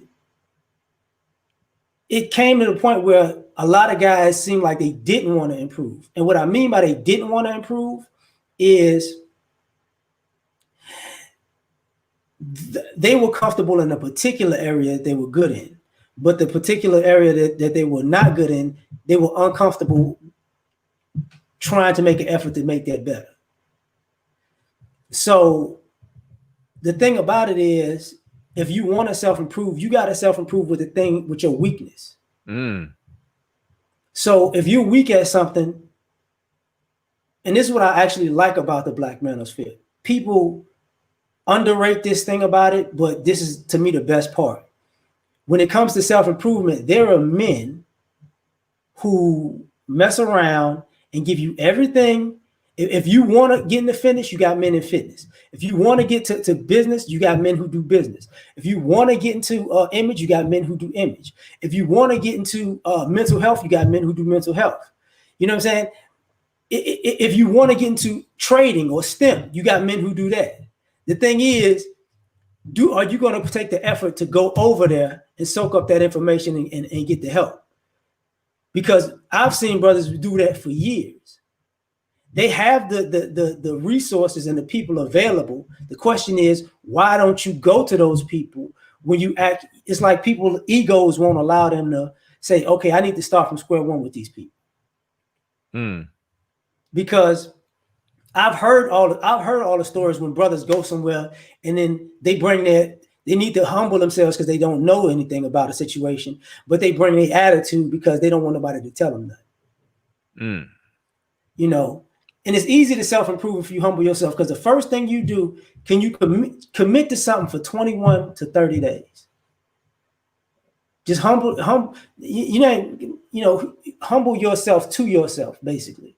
To say, you know what, I'm gonna follow instructions for this thing that I don't know for 21 to 30 days. And let me see at the end of this process if this actually works better for me. Because a lot of us don't want to change in order to get better.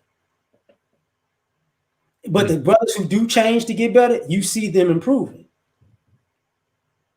And that, like for us, that's the big difference.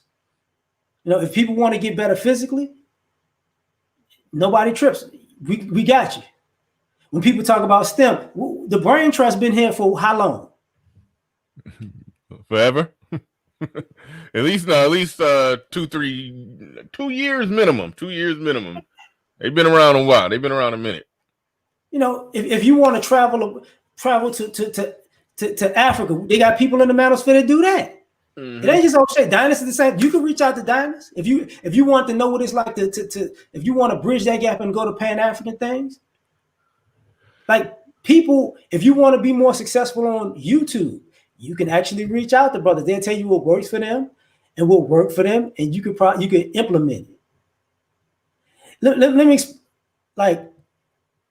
I appreciate that people have respect for me, but here's something that people obviously don't understand. I made a lot of content, mm-hmm. and I used to tell most of the brothers in the manosphere, guys that are way bigger than me, okay, and they'd be like, "Man, you got a lot of content."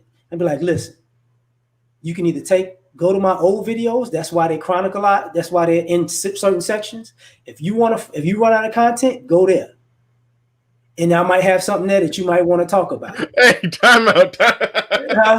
What? It been more than a couple times I was struggling to come up with a topic, and I just scrolled down your shit and was like, found something 4 years ago. That's a good one. And I went on and set up my show and did something on that topic, man. Your whole catalog is like a little topic treasure chest. Right. Yeah, it is. It is.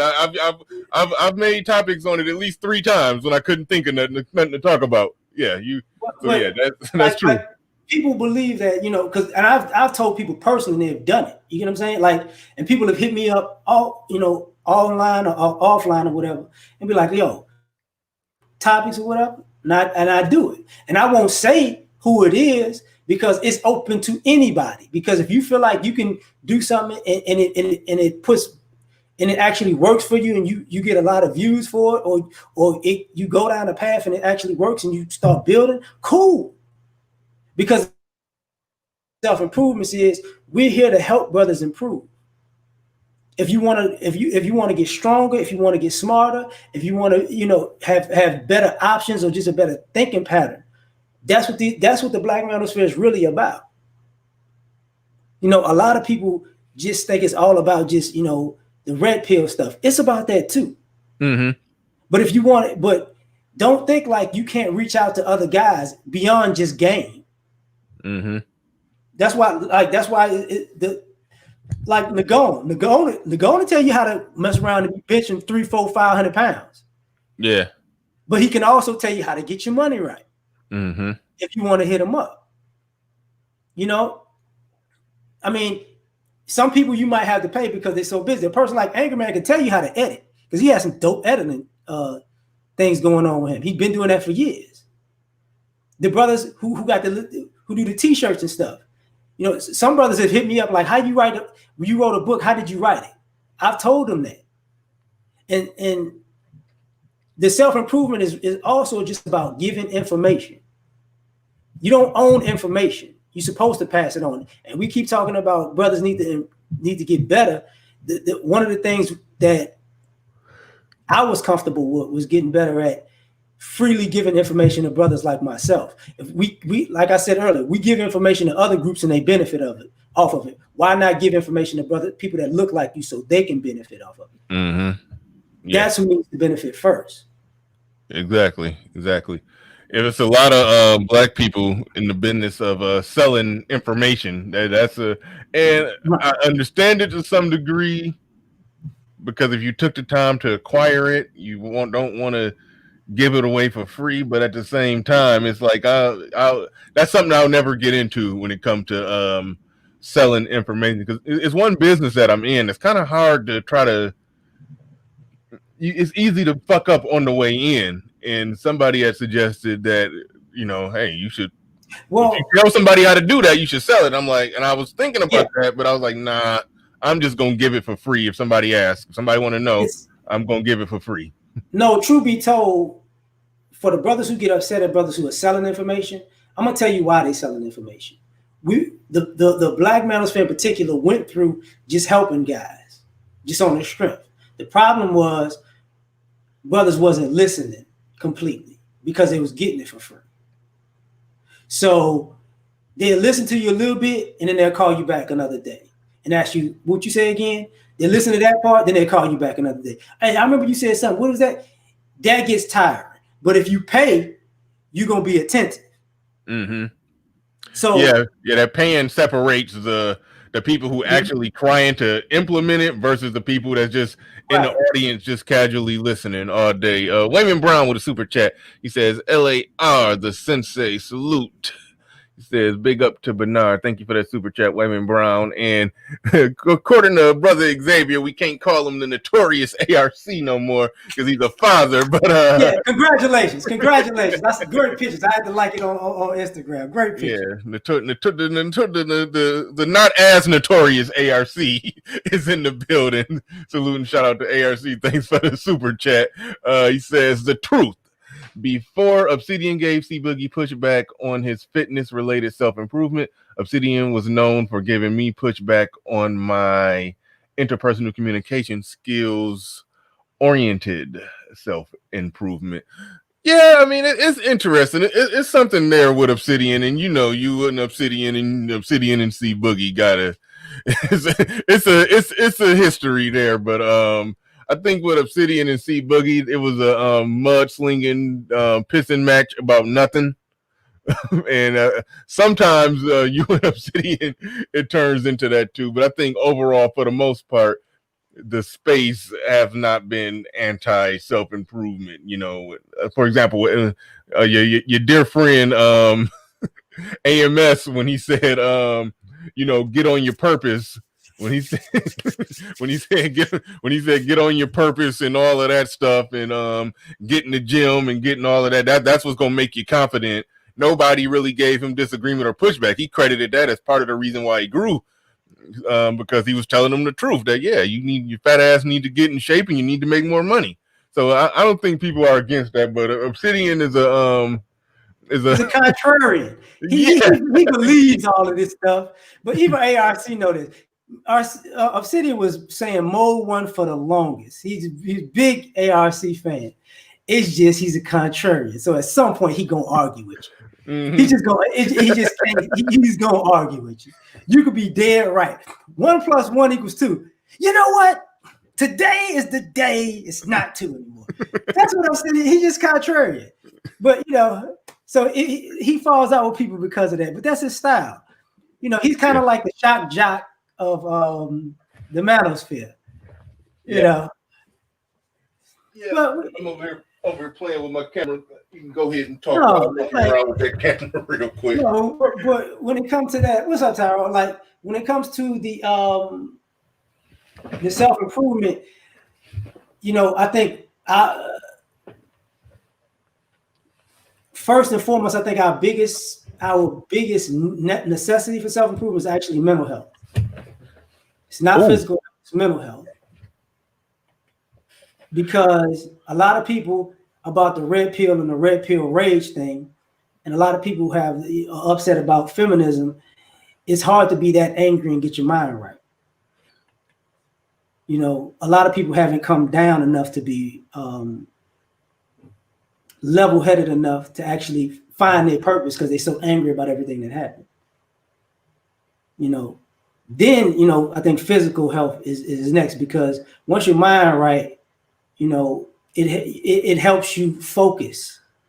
So now if you need to fix your physical health, you focused on that, and then it spreads out to the other things. Because that's why a lot of us, in my opinion, can't handle business, because our minds are so cluttered. Dollar Washer in the building. He says, I think that's I don't give a fuck about. Yeah. Okay. These damn letters nowadays. I don't give a fuck about beef. I'm here to monetize this space. Thanks for the super chat. Appreciate that. It's about we 2 hours in. So yeah, it's definitely past that time to open it up. And I got a sneaky suspicion that Obsidian, well, no, he actually just said something about what he's going to explain when I open it up. Hey! Hopefully we can hey, yeah. Hopefully, let's if ARC come up, hopefully everything will be kept clean between Obsidian and ARC, and a good discussion could be had. Hopefully we can end up circling it back to the topics that me and LAR talked about how black men how do black men win. But if y'all want to come up and talk a little bit about the little slight back and forth we stumbled into just now, y'all can come up and have your say on that. But hopefully we circle back to the main topic here, and hopefully this don't result in a shootout. I'm trying to keep the shootouts to a minimum now, but it ain't gonna be a shootout per se. But if they snap back at each other, expect about a week or 2 weeks worth of videos.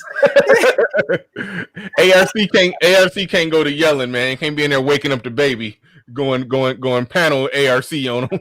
You got to be book ARC. You got to keep it cool. If you go panel ARC, you're gonna be waking up the baby. So you can't be yelling like that no more. You got to be cool now. Hilarious. Oh man, you go get it popping. Hey, you got the old man in the building. What's going on, Obsidian? Hey, what's going on, y'all? What's going on? What's going feeling great, feeling great. Did fall come in here yet? Did fall enter yet? Fall? Yeah, fall season.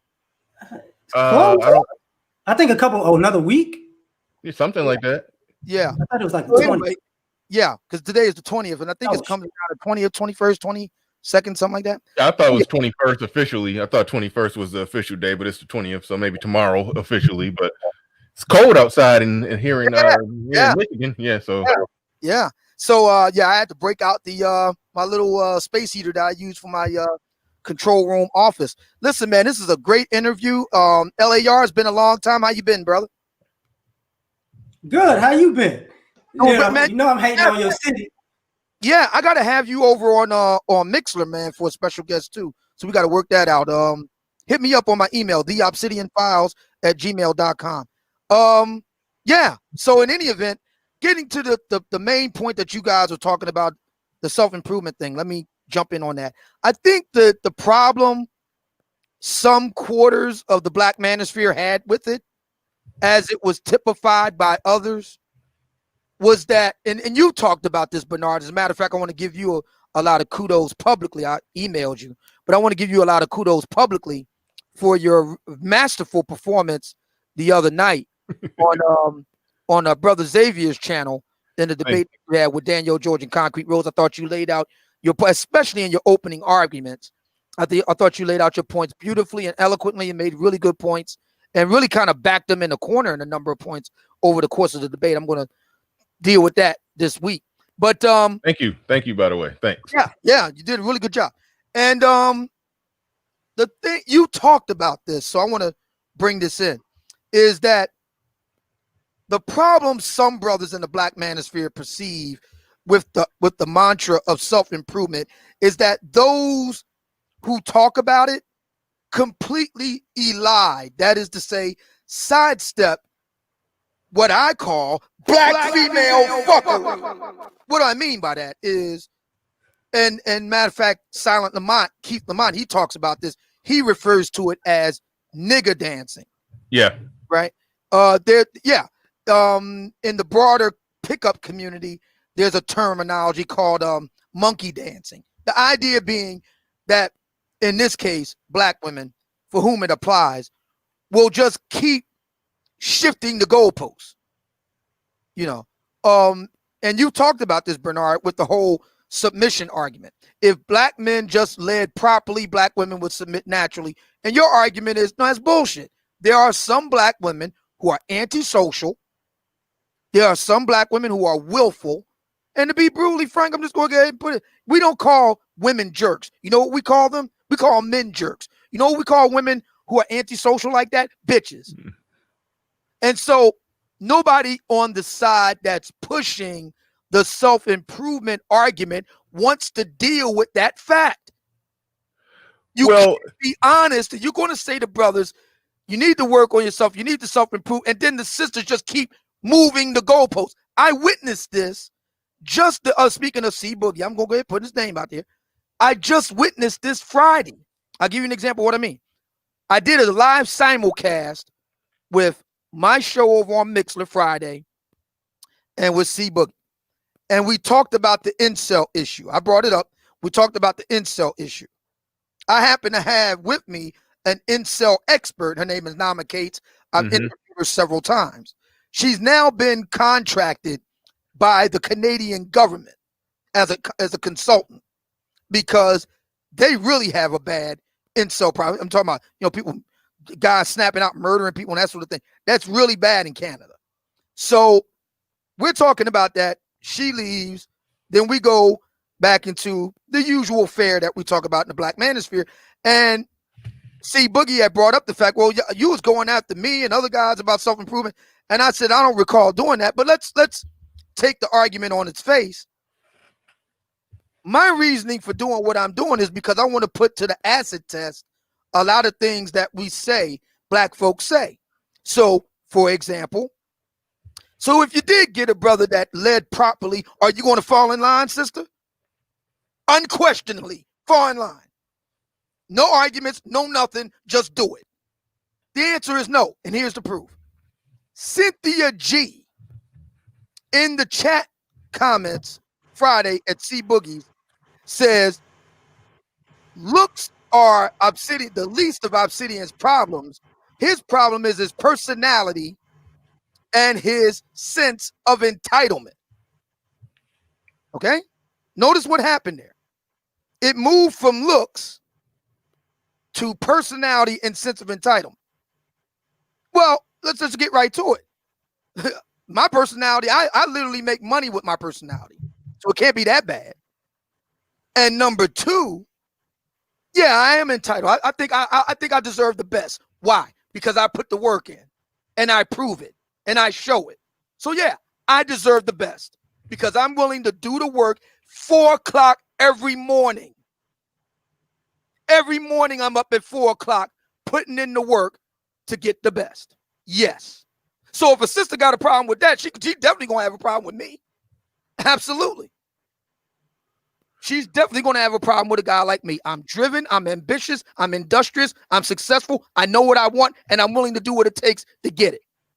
And there's a lot of sisters that have a problem with that. We just need to just go ahead and say it. There's a lot of black women that's got a problem with a brother on his A game and knows it. Black Wolf Inc. in the building real quick, LA. Black Wolf Inc. in the building with a super chat. He says, oh man, Shazam, bitches, Shazam, coming soon. Masculine Energy Hood Funk Cologne and Masculine Energy Snow Bunny gear. What's up? Silent Lamont in the chat. He ain't super chatted, but I do want to use reference, so I'm going to see what Silent talking about real quick. He said, Bernard, oh man, right. This is why when you were on that debate and the argument was a brother has it together, they have to change it to the collective because they have no intention of submitting. Yeah, that definitely happened in debate. That's why I tried to pin them down on the title of the debate that they pretended to not understand. And then when I got them to admit that they understood it, they said, we understand it, but we don't. They basically said, we understand it, but we don't care. We're going to argue how we're going to argue. And that was just that. So that was kind of weird. But anyway, that's that part. Neither here nor there. Whatever. Yeah. Yeah, Keith is 100% correct. And now when I sat down and thought about it, because in the heat of the moment a few months back, when he originally used the term nigger dancing, I was kind of caught off guard. But when I sat back and thought about it, I said, yeah, now I see where Keith is coming from. And he's right. I'm not saying all black women. Let me be clear about this. I am not saying all black women. But it's clear, especially black manosphere adjacent. That is to say, the black women that kind of circle the black manosphere and have dealings with it, for the most part, they seem to be of this ilk that no matter what a black man does, they ain't getting on board. And that's the problem that brothers have with the self-improvement argument. The self-improvement guys need to acknowledge that. They need to publicly validate, yes, there are black women for whom you can't do anything that will make them fall in line because they are willful, argumentative, combative, disagreeable bitches. The point that I will put on that before I go to LAR, the point that I do, this is how I explain it, and this is what I think a lot of people It was when the people that was talking about, like, it's nothing wrong with talking about self-improvement. And yes, a lot men do need to improve in any way that they possibly can. It's that when they came at it from an angle of what I felt like trying to invalidate all the good points that were, or trying to invalidate a percentage of the good points that were made in the black manosphere, as if the points were not good, you just need to self-improve. What's being said in this space isn't true. You just need to do A, B, C, and D. You know, that's where I felt like I can't rock with that. I can rock with the self-improvement and men getting better, because if you do improve yourself, whether we talking financially, emotionally, mentally, economically, physically, yes, you improve, you will get a better result. But the facts on the ground and the analysis of the whole dating and mating game, most of what men have put out in this space, most of it is accurate. And I felt like people trying to invalidate the accuracy of the Black Manosphere while saying no, just self-improve. It's almost like you're trying to cut with a knife to sell a bandage, and that's where it seemed like that's why people wasn't really rocking with it. Oh and shit! Before I go to LAR, got me shout out RBR. Thank you for the super chats. I ain't bringing you up right now, RBR. I'm sorry. Let's just get maybe a little later. Maybe a little later. Right now, I'm trying to keep it in pocket because I got ARC in the chat. So we about to have this discussion before we go to Looney Tunes land. But self-improvement, he says, 1, attacking Black women and ignoring the Black women we want to complain about the fat itch bays. Hashtag RBR. Okay, yeah. Thank you. Thank you for the super chat. We're going to LAR and we're going to bring ARC up, but we're going passing the mic back to LAR right now. Go ahead. You got the floor again. Something Obsidian was saying when he brought up Cynthia G. I'm sorry. I talked all over you. Now you're No. I said something that he brought up when he brought up Cynthia G. Here's a funny thing about the Black Manosphere to me. It for the women who are the anti-Black Manosphere, they wouldn't have content without the Black Manosphere. Their complete content strategy is to rebuttal something that went off in the Black Manosphere at some point. The moving the goalposts definitely exists. It's been existing. It evolves into a smoother way. Some ladies are better than the others at it. The thing about it though is when I take a step back and I look at it, people like Cynthia are extremists, and the people that she rocks with are extremists, and the people that followed her and other girls, they go to Black men no good, Black men need to this, that, and the third. Then Black men aren't doing nothing with white men, and Black women need to swirl. They all wind up being in the same group, but when you actually listen to them, they're all combative, and I ain't gonna say the vast majority of them are combative and toxic, and you can tell they couldn't get along with a man no matter what race he was. So when the self-improvement with the men, I was under the assumption that ain't nobody trying to self-improve for them type of chicks. Because who wants to improve yourself to be with an extremist? You know what I'm saying? But I thought the self-improvement was for self. And that way, once you improve, those type of people are not going to be in your room. So you can get out of that space. Well, I ain't going to say you can't completely get out of that space because they can bring the shenanigans with them to other spaces. But there's certain areas that type of extremism can't survive. But that's how I took it. Now, congratulations. I can say it again, ARC. Congratulations. Thank you, brother. I appreciate it. And yeah, man, I've been aware of LAR Movement since 2017. I first heard him on O'Shea's channel, and then I started watching his videos, and he was always breaking some shit down. And one of the compliments I would give him is that compared to a lot of guys in this space, I've always said I have a keen ear for people who say things that are inconsistent, contradictory, or blatantly hypocritical. And I can say I've never found LAR Movement to fall into that category because he's always consistent with his convictions and his perspectives. And I've always respected that about him. But yeah, now what I don't want to do, I want to respond to a few things, but I don't want to derail like I saw happen. Bernard on this channel would cut to the chase. Yep. And even to a certain extent with me, where you had a guess, and I've been trying to do things a little differently since then. Yeah, so I understand, but no, I already acknowledge that you and Obsidian, y'all can come out and y'all can dot the I and cross the T on whatever it was that y'all had maybe a little disagreement with in the chat. Y'all can go ahead and do that. I mean, the reality is, it sounds what he said in the chat is he's trying to suggest that he never gave me any pushback on my emphasis on self-improvement and personal development, and I would just vehemently disagree with that. He did. Starting when we fell out in June of 2017, He did his main argument, and I said this like either the last or next to last time I was on your show, Bernard. Here was the biggest thing. A lot of been made of Obsidian change in simplified terms, changing. Some people call it, like myself, flip-flopping. Other people call it evolving. But one of the biggest arguments Obsidian used to have essentially was, if you're a non-select guy, many activities that fall in the category of self-improvement and personal development are not going to help you.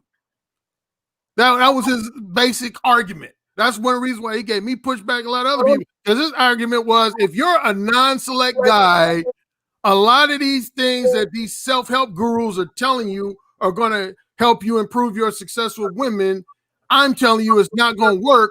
But then in the last year, all of a sudden he comes out and says, I'm a dating coach. He, at one point with me, he said dating coaches were unnecessary. That's literally what he said. He said dating coaches were unnecessary, particularly for the non-select guy. And then he turns around and becomes the non-select dating coach for the non-select guy. I mean, come on. If that's not flip-flopping, I don't know what the fuck is. So anyway, to go back to our chat room disagreement, for him to suggest that he never, anybody who knows, I just say, anybody who knows our history of beefs, starting with June of 2017, knows that was one of his criticisms against me, was that I put too much emphasis on self-improvement and personal development and not enough emphasis on, as he would call it, calling out black female fuckery. And my thing with my man was, more specifically my black man was, you ain't gonna change black female fuckery. There's always gonna be fucked up black women in society. Always. From now until the day this earth fucking explodes, there's gonna be fucked up women in society, and more specifically, fucked up black women in society. Why don't you stay away from those fucked up black women? I ain't got time to be whining and complaining about no fucked up black bitches. I stay away from them as much as I fucking can. Don't wake up the baby. Don't do it. You waking up. Damn, I'm gonna hear my son. He gonna be like, Mommy, why daddy on there talking to the computer like that? Oh, so anyway, that's my thing. And I'll just leave it at that. All right, we're gonna leave. Yeah. You could respond to that, old man. Drunkard Cat, much respect to, he says, much respect to LAR. You definitely put in the work. Absolutely. Drunkard Cat, thank you for the super chat. Appreciate that. Y'all get the likes up. Let's go ahead and go. I'm almost gave it to LAR. I mean, go ahead, Obsidian. You got the floor, you got the mic to respond to that. Go ahead. Okay, so 3 things I want to respond to that Alan just said. 1, nobody, you're going to be hard pressed to find somebody that's been a bigger pitch man for Mode 1 than me. Okay, yeah, you probably could do it, but you'll be hard pressed. That the very act of me being a pitch man for Mode 1 says that I am all about self-improvement. It should have gone without saying, but this is where we are with it. So that's number 1. Number two, it does matter that you speak out on black female fuckery. Everybody else, from Me Too to environmental causes, everything else is about speaking things out, speaking out the problems. And that extends to black men. But only when it comes to black women, we're just supposed to silently vote with our feet. Oh, no, I don't think so. Call it out. And that's something else. You know, I don't know about other brothers, but I can walk and chew gum at the same time. I can work out with my kettlebells and call out black female fuckery too. I can go and get a nice tailored suit and call out black female fuckery too. I can go and exfoliate in the morning, and then when I'm done, call out black female fuckery too. I can go and make more money and call out black female fuckery too. See, it's not an either or proposition. It's both and multitasking. Do both because it needs to. Black women need to hear it. They need to hear black men openly talking about it. It does matter, and it does make a difference, and the black manosphere is the proof. Number 3, the third point. For a man who once worked in the area of humor and comedy, it's interesting to me that Alan hasn't caught on yet. What I'm doing in part, Bernie once said that you can never know when Obsidian is serious because he has such a way with humor. You don't know if he's joking or if he's serious. and that's true. See, when I came out with the dating coach piece, I was half serious and half joking. Let me get to the joking part. See, the point of this, Alan, is to highlight, as using satire, to highlight the whole fuckery of it all with the black love machine. Now, you don't consider yourself a black love dating coach. You consider yourself having a universal focus and appeal, and I respect that. But see, I'm talking about what I refer to as the black love machine. And I want to highlight the absurdity of it. The sheer absurdity of it all. That's part of the reason why I do it. But another reason why I do the flip-flop, as you like to call it, is because I want to put sisters to the acid test. If brothers did improve themselves, would you fall in line? Would you do it? If the brother got his act together in a way that's undeniable, will you fall in line? Period. No rap, no discussion, separate wife. Bang. I think we all know the answer to that question. That's the reason why I mentioned Cynthia G so much. It ain't about her personally. People got to understand something with me. When I talk about an individual who has some degree of following in the social media space, I'm actually talking about who they represent. See, the truth is, we got a lot of black women like Cynthia G to greater or lesser degrees. And instead of them just simply dealing with the fact that they're fucked up, and that's the reason why they keep running into the situations that they run into, and ironically enough, resist doing the very self-improvement that they're going to tell brothers like me to be doing. Instead, they want to blame all black men for the problems of the black men they mess around and get fucked up with.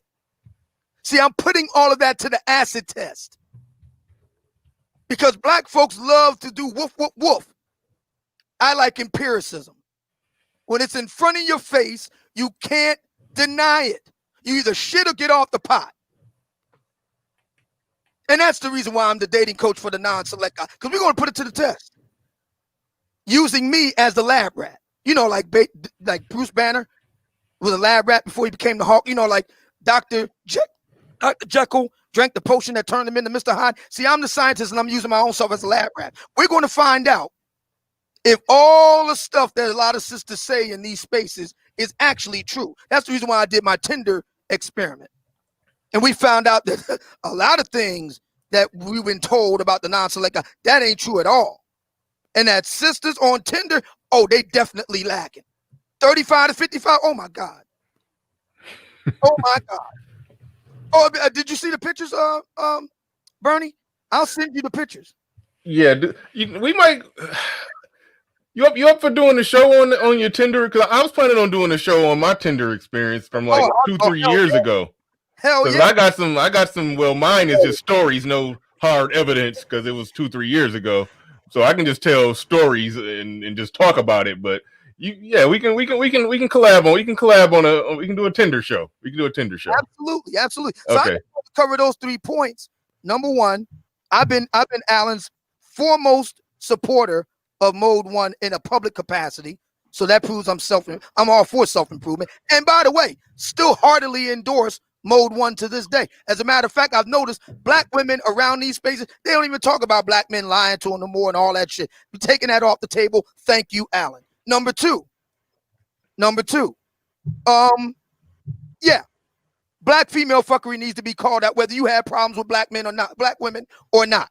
Black women call out the shit with black men, whether they get raped or not, whether they get harassed or not, whether they all deal with deadbeat dads or not. They got no problem saying, yeah, them black men need to be called out. What's good for the goose is good for the motherfucking gander. It's time for all of us to start calling out the shit that a lot of black women do.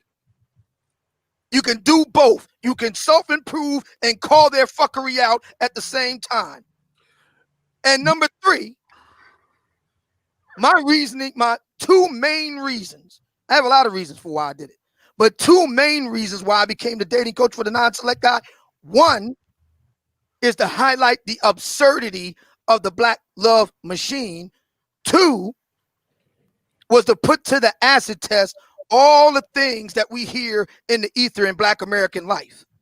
Now we're going to put it to the acid test. And as I've shown you, Cynthia G moved the goalpost now. I've proven it.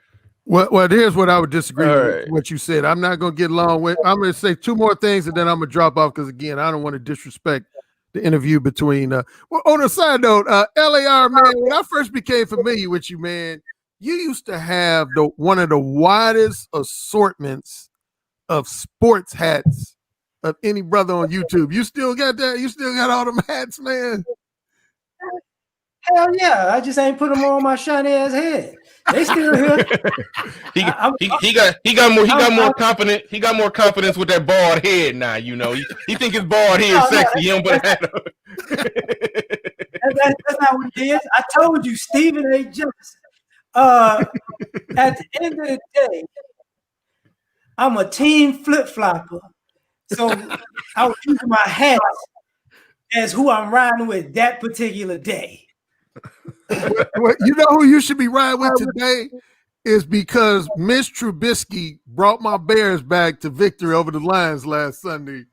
Look, he putting his head there. That's not even right, Bernard. Look, he when I say Miss Trubisky, he just put his head there. Hey, man, Miss Trubisky, he ain't no Patrick Mahomes, but he led my Bears to victory. So in honor of, but it was against the Lions. Hey, don't be raining on my brain. Hey, so what it was the lowly Lions, man.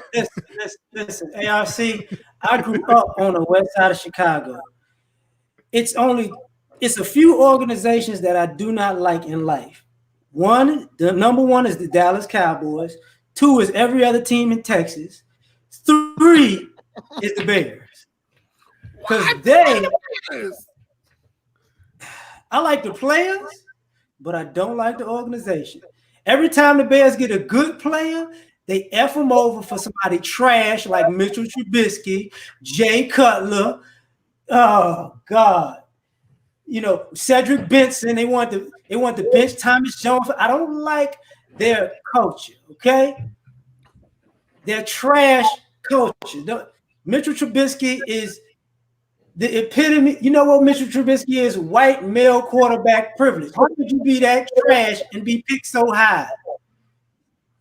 Well, LAR, if you would ever do a show, a live stream about that, I would discuss that with you on the serious note.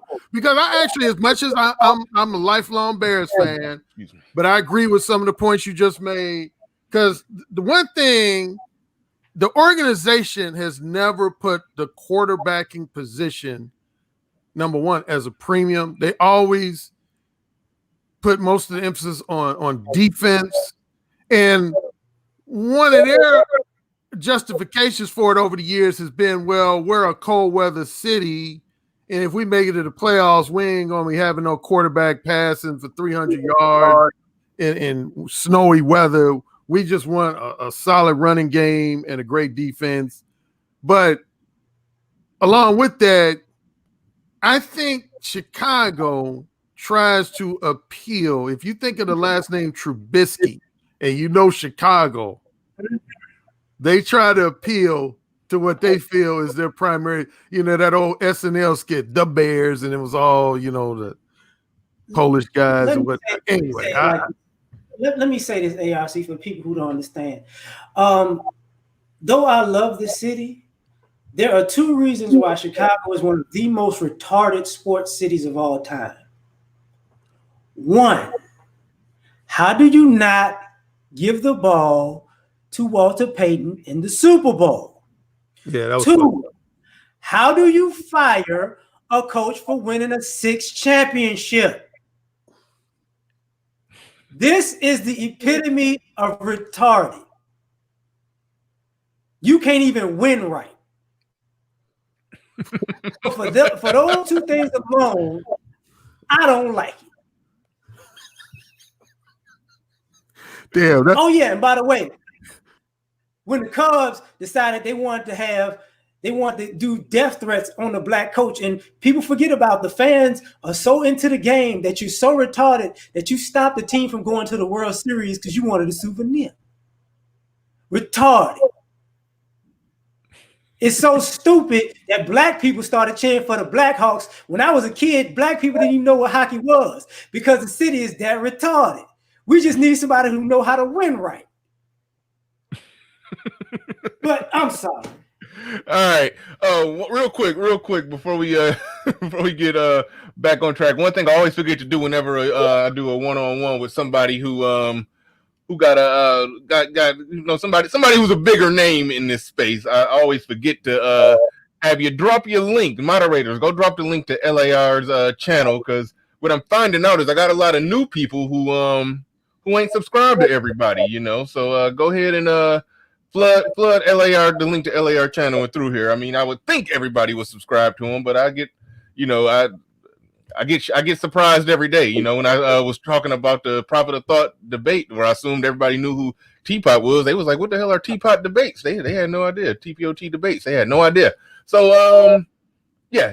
I'll go ahead and flood that link through there. So if anybody out there, I don't care if it's 3 people. If 3 people out there who ain't subscribed to LAR, go subscribe to LAR. Doing yourself a disservice not being subscribed to him. Carlton Banks III with a super chat. He says, LAR, what's your boxing channel? And he's asking you about outcomes to fights. I ain't up on when it comes to the. I'm a little behind right now. So he's asking you about what's your thought. I answered in the chat. My boxing channel is Cheap Seats Boxing Show. It's me and a coworker. We've been doing that for 5 years. It's a real small channel on YouTube, but it's actually big on iTunes. But you can just Google it. Look, I think Lopez gonna win by knockout, and I think Spence gonna beat the brakes off of Garcia because Garcia ain't got good feet. There it is. All right, and let's see. Big Mac came through. He says, I live in Chicago and lifelong Bears fan, and LAR and ARC is correct. Bears management always cater to their white meatball fan base. Hashtag go Bears. Hashtag Trubisky sucks. Yeah, I mean, I know every fan base got stuff they hate about their team, but man, I live in Michigan, and them damn Detroit Lions, no team snatches defeat from the jaws of victory like the Lions, man. I remember when we had Calvin Johnson, we had the best receiver in the league. For a brief moment, we had the best defense in the league. Had even had a good number 2 receiver. Had a quarterback throwing for 5,000 yards. They still find a way to not make the playoffs. Great defense, quarterback throwing for 5,000 yards, best receiver in the league. Could figure out that would start the season off 5-1 and still figure out a way to not make the playoffs. I mean, when y'all got cheated though, Bernard. Oh yeah, we get with that when y'all played Dallas in the playoffs. Yep, man, y'all we stay getting cheated, but even when they don't cheat, the team figure out a way to take the win from us. So yeah, your brother dropped that pass last week, man. I forgot. I didn't even watch it. I ain't gonna lie. Even though I was happy he did, I genuinely felt bad for that young brother, man, because he had that right in his hands, man. Yeah, but just dropped it. No offense, but it's gonna be quite disrespectful. Detroit is gonna always suck because Detroit gets one good player and pays everybody else more than him. That's what Detroit does. Oh man, this guy's great.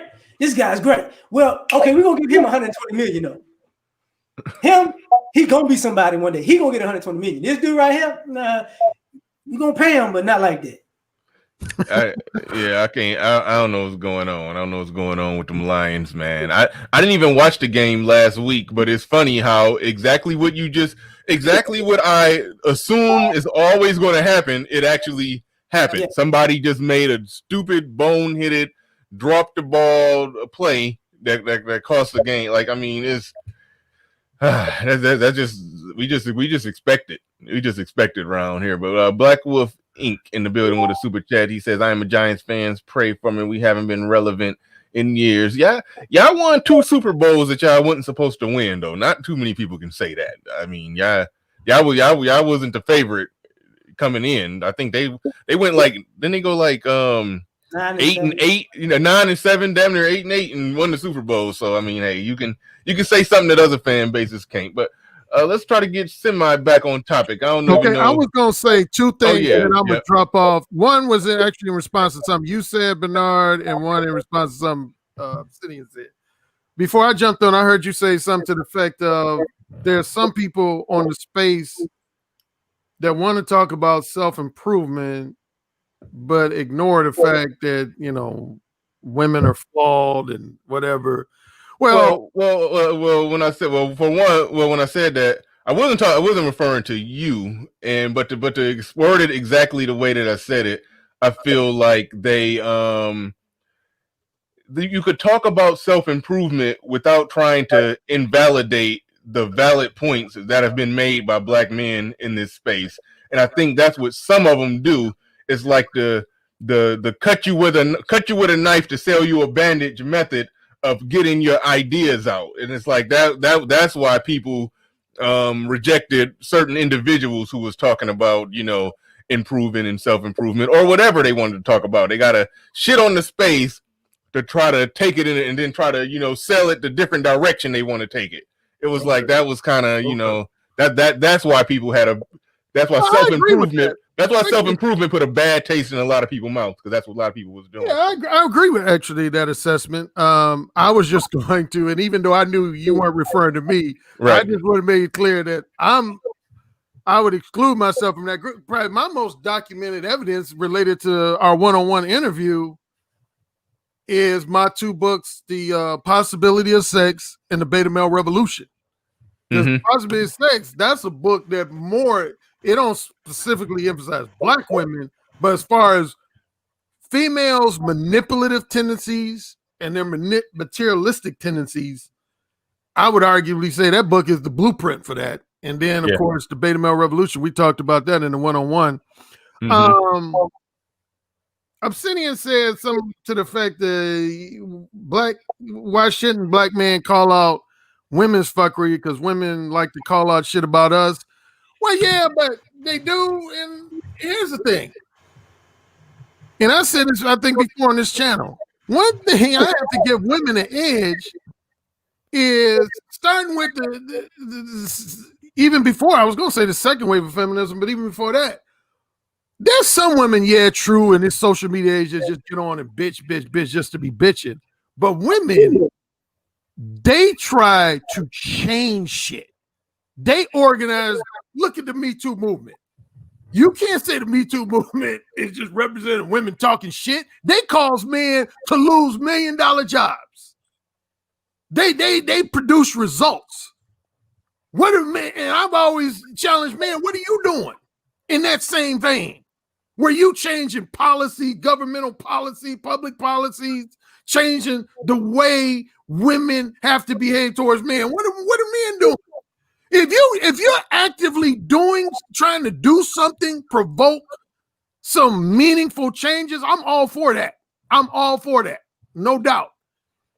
But what I'm talking about is when guys just online, just what I call whining, but it ain't leading to shit. It ain't leading to no change or improvement in women's behavior, in this case, black women's behavior. That's what I call a waste of fucking time. That's just my own opinion. Other people could disagree. For me, that's a waste of fucking time. I ain't gonna be talking about on my YouTube channel why black bitches at my local grocery store who are cashiers are bitches if it ain't gonna cause them to get fired. If it ain't gonna cause them to get fired, I ain't gonna talk about it. I'll talk about it if I feel like it's going to lead to them women getting fired. The ARC, because of us discussing Zales, is out of business, bro. I don't know if I 100% agree with that. But anyway, that's my story. Again, respect to LAR, even though, did you notice something what LAR did since they call me Panel ARC? You know, I always got something to say back, man. He actually for like 5 minutes just like shut me the fuck up, man. He made a profound say. He said Chicago don't even know how to win right. And I was like sitting here like, damn, I don't know what I can say to come back to that shit. But anyway, y'all have a good Sunday, man. Yeah. Thanks, ARC. Thanks, ARC. You are right about them not knowing how to win right. You know, just think. Had they not broke the Bulls up, the Bulls, they would have came back one more year. They would have came back in '99. They probably they would have more than likely ended up facing the Spurs in the '99 finals because that's who won in the West. They probably would have been able to beat the Spurs because that was when they had an older David Robinson and like a second year Tim Duncan. They might have been able to beat them. But if they would have kept it together like Jordan said, let us win until we lose.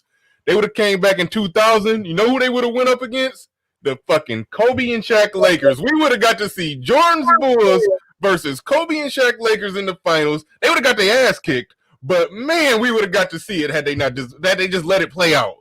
We would have got to see it possibly. Now that's my dreamed finals matchup, to be able to see them two teams. Even though, you know, the Bulls would have been old and probably got their ass kicked, but still, it would have been beautiful. It would have been beautiful. I can't believe they snatched some good stuff away from us, breaking that team up, man. That was just stupid. I don't know how they just should have let it. Put it like this: if they would have got something in the Pippen trade, then you could make a case. They got nothing for Pippen. Nothing. I don't mean thing. I don't mean briefly. We got to get back on topic. But I don't mean to keep you silent about this, old man. I'm gonna just say this real quick. I'm gonna say it this way. So, if Kevin Garnett didn't get hurt in the last finals, you would assume they'd have won, right? Kevin Garnett. You know what I'm saying? If Kevin Garnett wouldn't have got hurt in that last finals against the Raptors, you assume that Golden State would have won. You mean Kevin Durant? Kevin Durant. I'm sorry. You said Garnett. You threw me off bad. Yeah. Oh, Durant. Oh, yeah. I'm sorry. I'm sorry. Yeah. They would have took him down if they would have been healthy. Yeah. So if they would have did that, and they said, you know what, Steve Kerr, you're fired. How would that go over?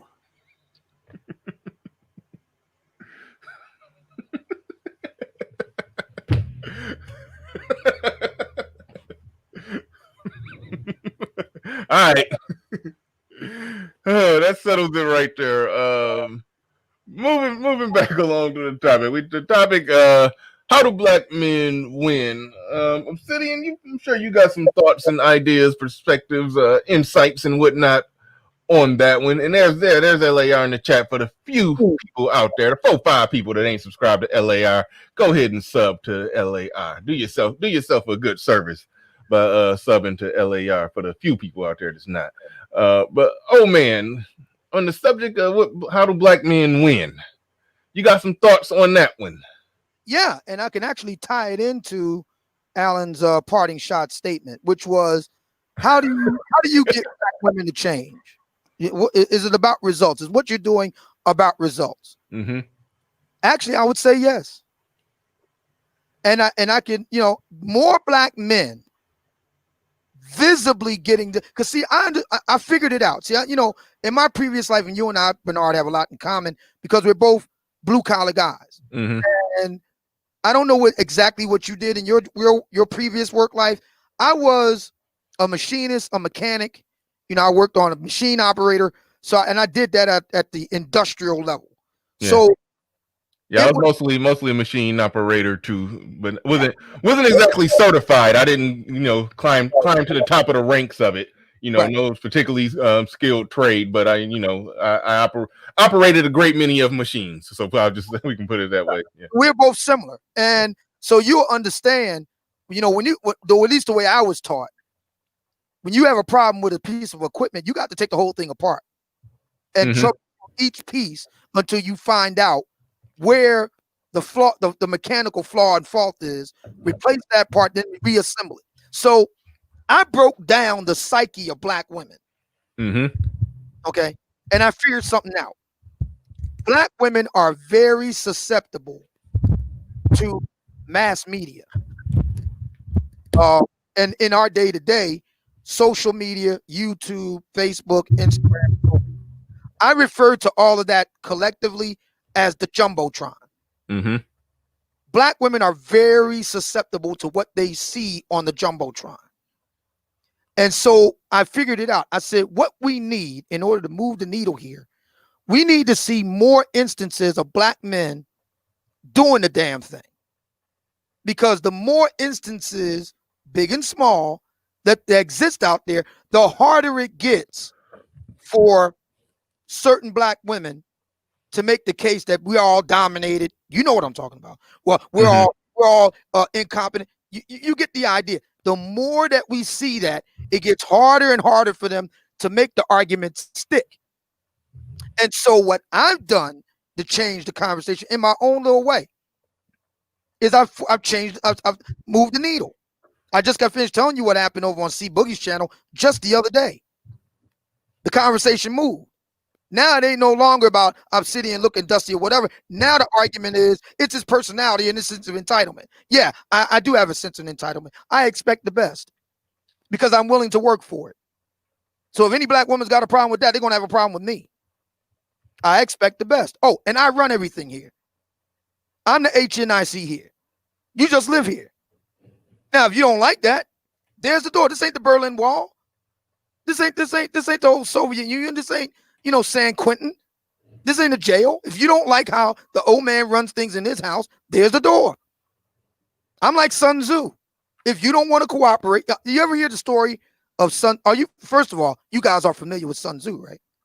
Yeah, not as familiar as you, but yes. Yeah, absolutely. Well, I speak for myself and may not be as familiar as you, but yeah, definitely familiar. Okay. Sun Tzu is the author of the book, The Art of War, considered of any book, including the Bible and all that, considered one of the best books ever written. Came down the pike about 3,000 years before Christ walked the earth. And there is a very interesting story about General Sun Tzu. He was called to a neighboring kingdom by the king because that king was concerned that a larger kingdom had designs on his was going to invade. He wanted to find out how he could militarily fight it off. So Sun Tzu goes over to the next kingdom and meets with the king. And the king says, I hear that your methods of training troops is such that you can train anybody to be an effective soldier and an effective fighting force. Is that true? Sun Tzu said, yes, that's true. He said, well, can you train these concubines here? He had hundreds of concubines. And Sun Tzu said, yes, I can train them too to be effective soldiers. So they went into the courtyard, gathered the 100, I think it's like 500, whatever, concubines. And the two favorite concubines of the king were installed as platoon leaders. Platoon leader A, platoon leader B. Sun Tzu asked two head concubines, who are now platoon leaders, said, you do know the difference between right and left? They said, yes. Okay. Sun Tzu then gave the order, right turn. The concubines started laughing. King just smiled. Sun Tzu said, left turn. Once again, the concubines just smiled.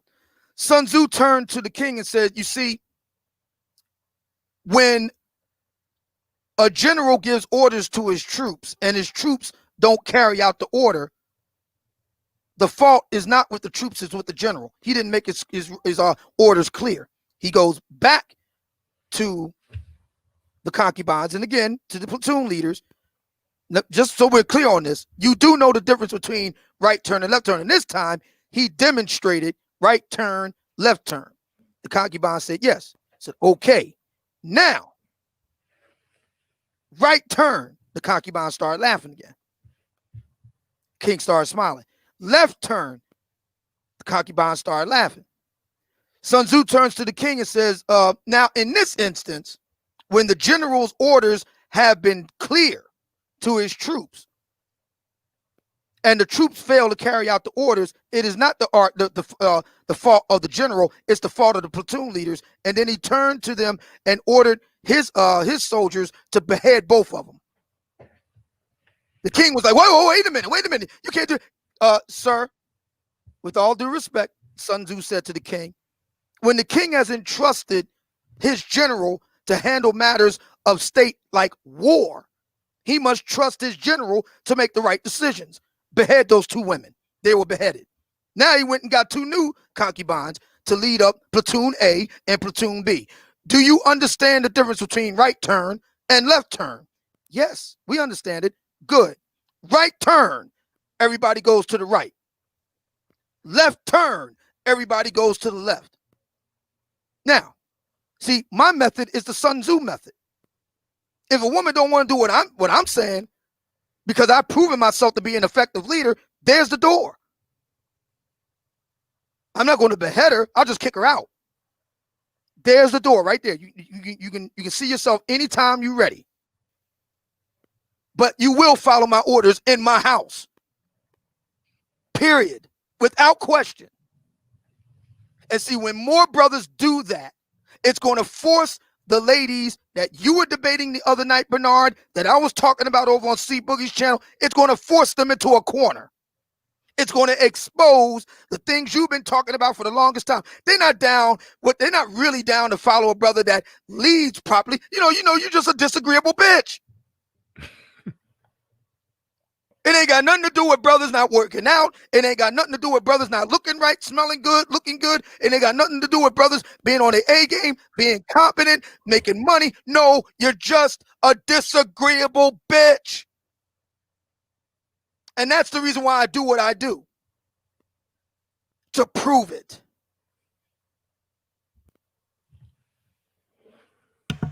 Mr. Shane Vicious, thank you for the super chat. Appreciate that. He said the Lakers wouldn't have made the finals without Phil Jackson. You got a compelling argument there because they had more or less the same team. They had a young 19-year-old Kobe, but they still had Eddie Jones and Nick Van Exel, so they had enough talent to make it. But before Phil got there, they was getting swept by the Utah Jazz and shit. So you got a fair point there. I gotta acknowledge that one, that had Phil not been there, would they have still made it to the finals?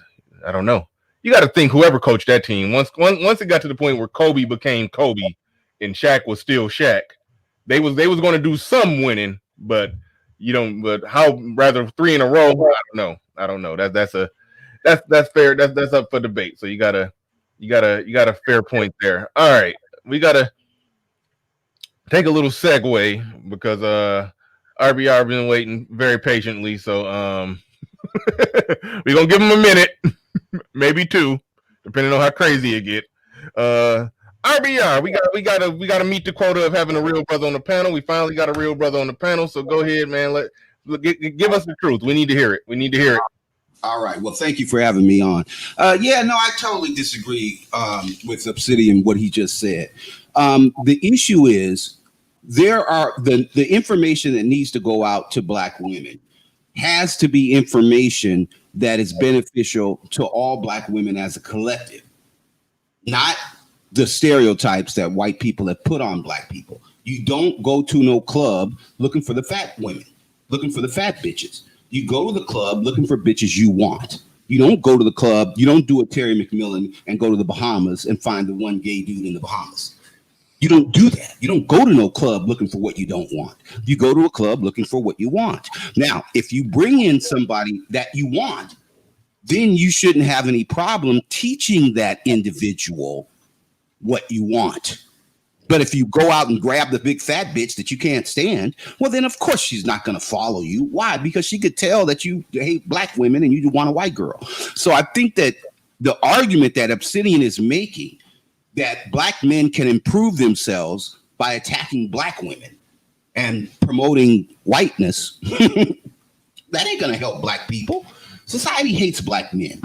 Society hates Black men. So Black men think if they hate Black men, kill Black men, support Trump and the Nazis, that this somehow will benefit Black men. It won't.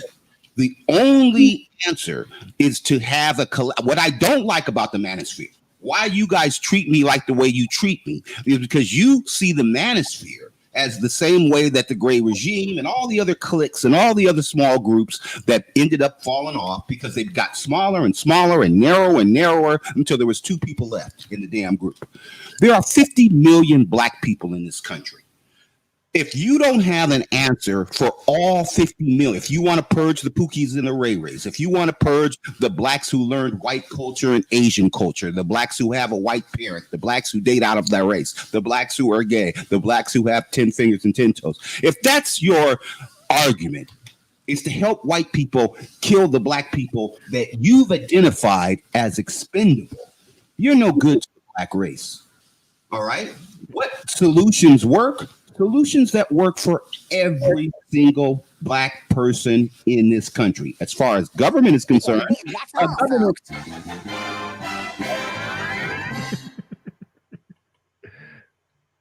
All right. all right. Had to take a Looney Tunes break. Looney Tune break. All right. We back to the regular scheduled program. All right. Shit, he's still there. What is he doing still there? I got rid of him. There he is. Okay, he's gone. Am I on the wrong? Okay. I wasn't quick enough with the trigger. I tried to get him out sooner. All right, there we go. We got him going. All right. Obsidian, would you like to respond to that? LAR? Yes, I would like to respond. Okay. Hold on, wait, before you respond to that, we got some we got some sponsors coming through.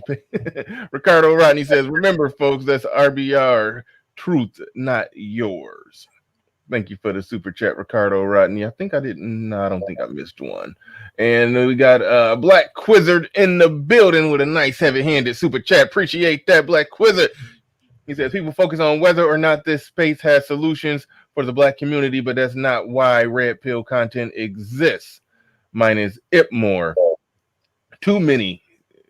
This space is the solution. Knowing what's happening in the world that uses them is enough. Change the demand. Interesting point, Black Quizzer. Interesting point. I think a lot of hearts and minds are being changed, opened, enlightened by a lot of these conversations, and for some people, that right there is a good thing in and of itself.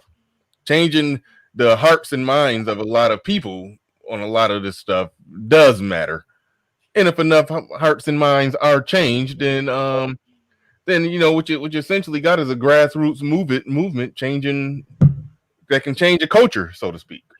But that's one aspect of it. That's a good way to look at it.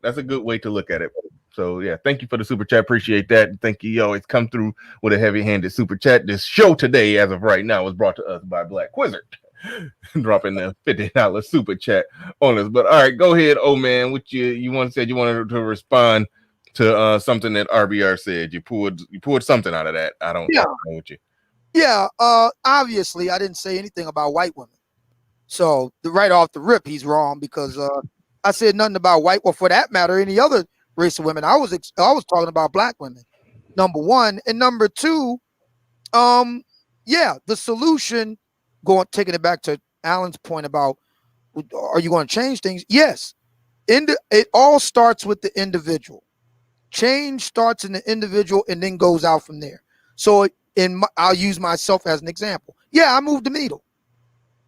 From where it was 2 years ago to where it is now, in terms of this micro discussion here on Black YouTube along black male-female relationship lines. More brothers visibly getting their act together will change things. Now, does that mean that black women are going to jump on board? Not necessarily.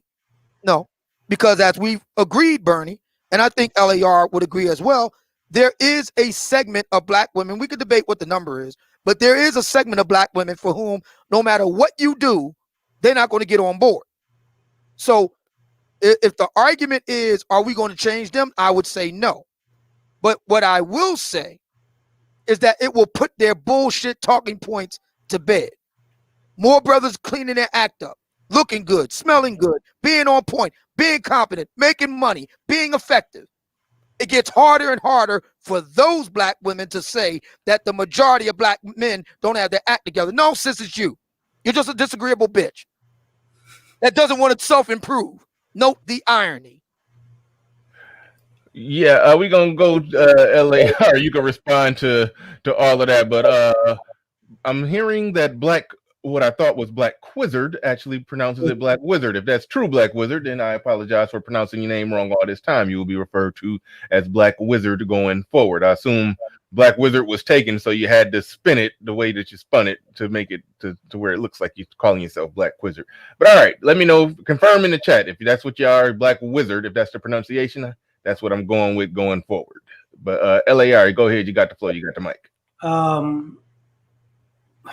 RBR says some things. He reaches sometimes, but in the beginning, I had a disagreement with what he said.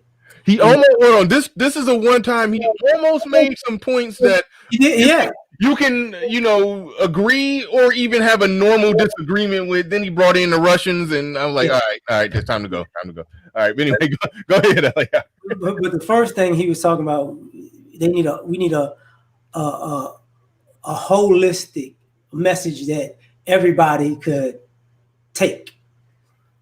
This is where we have the problem.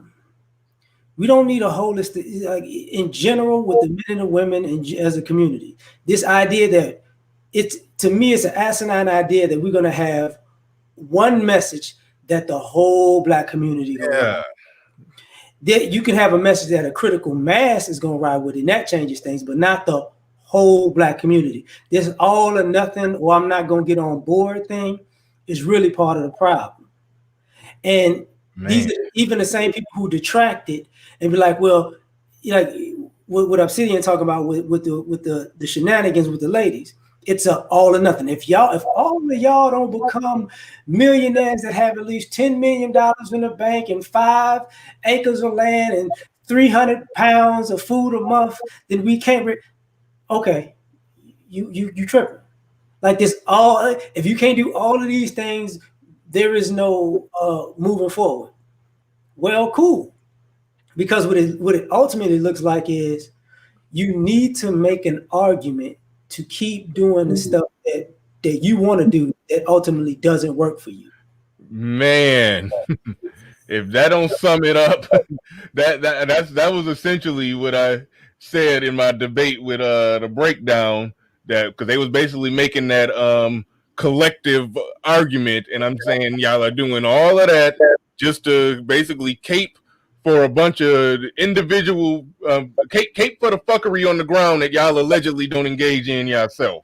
That's what all those arguments amount to. Even a guy came on my show was saying, we as a collective group of black men in this country, we need to pool all our resources together and do. I'm like, dude, if you talking about all 20 million strong, let's pull our resources together. That's not how it works. Now, if you as an individual cannot tell me individual men that that you actually currently pulling resources together, because 2-3 people can do it. Like if me, you and Obsidian in the same city and we got an idea of an apartment building we want to buy or something like that, we could probably pull together and do that. So if somebody's making that Ungalam Black collective argument, they should be able to at least point to me a few individuals that they know that they are currently doing it with, because I'm in something right now where I'm basically doing some group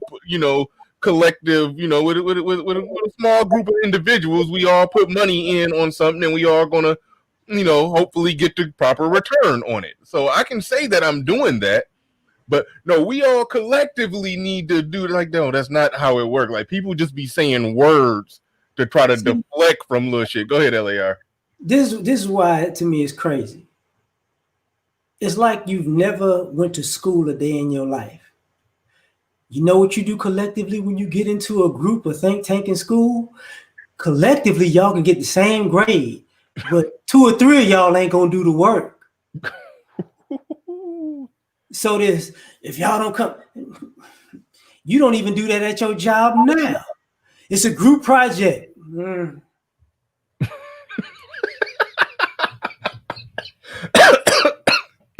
You choked me on that one. That's so true. So same thing happens like we bring up people like say Jeff Bezos. There was no group that came together and gave him the seed money, and a collective white people came together and hooked him up. He got the money from his dad to start Amazon. There was no group of, hey, we're gonna collectively make sure this is not even a bar mitzvah ain't a collective group. It's the people in the building that day. This idea that everybody, it don't work like that. It just don't. Yeah, man. People be just throwing shit out there. Dallas Cowboys in the building with a super chat. How about them Cowboys? Thanks for the super chat. I appreciate that. Silent Lamont, by the way, in the debate, when I went back and re-listened to the debate so I can watch the chat and see what the chat was saying, I saw how you said that I was talking about nigga dancing, and I swear on everything, when I was getting ready for the debate before the debate, when I realized that the last thing I was going to say in my closing statement was nigga dancing, I made a mental note to shout you out, and I forgot to do it during the debate, so I shout you out and salute you right now. Yes, I was going to say shout out to Silent Lamont. They basically talking about nigga dancing. Nigga dancing almost made the cut in my opening speech, but I had so much shit I was saying I forgot to properly acknowledge you. But you're right, I did describe nigga dancing. So anyway, so I'll shout you out now. I forgot to do it then. But all right. Oh shit, we 3 hours in. I wasn't gonna go too long today, but oh man, you got anything else you want to or you got something else you want to I'm gonna have to balance because I got to do some things. Okay, cool. So yeah, that's good because I only wanted to go 3 hours anyway. I'm gonna let old man say something, see what Chaos got to say real quick, and then we gonna roll up on out of here. How much time you got? You got like 10 more minutes, right? I got you. Okay, cool. All right, go ahead, old man. Yeah, I just wanted to thank LAR and you, Bernard, for having a really great discussion this Sunday morning.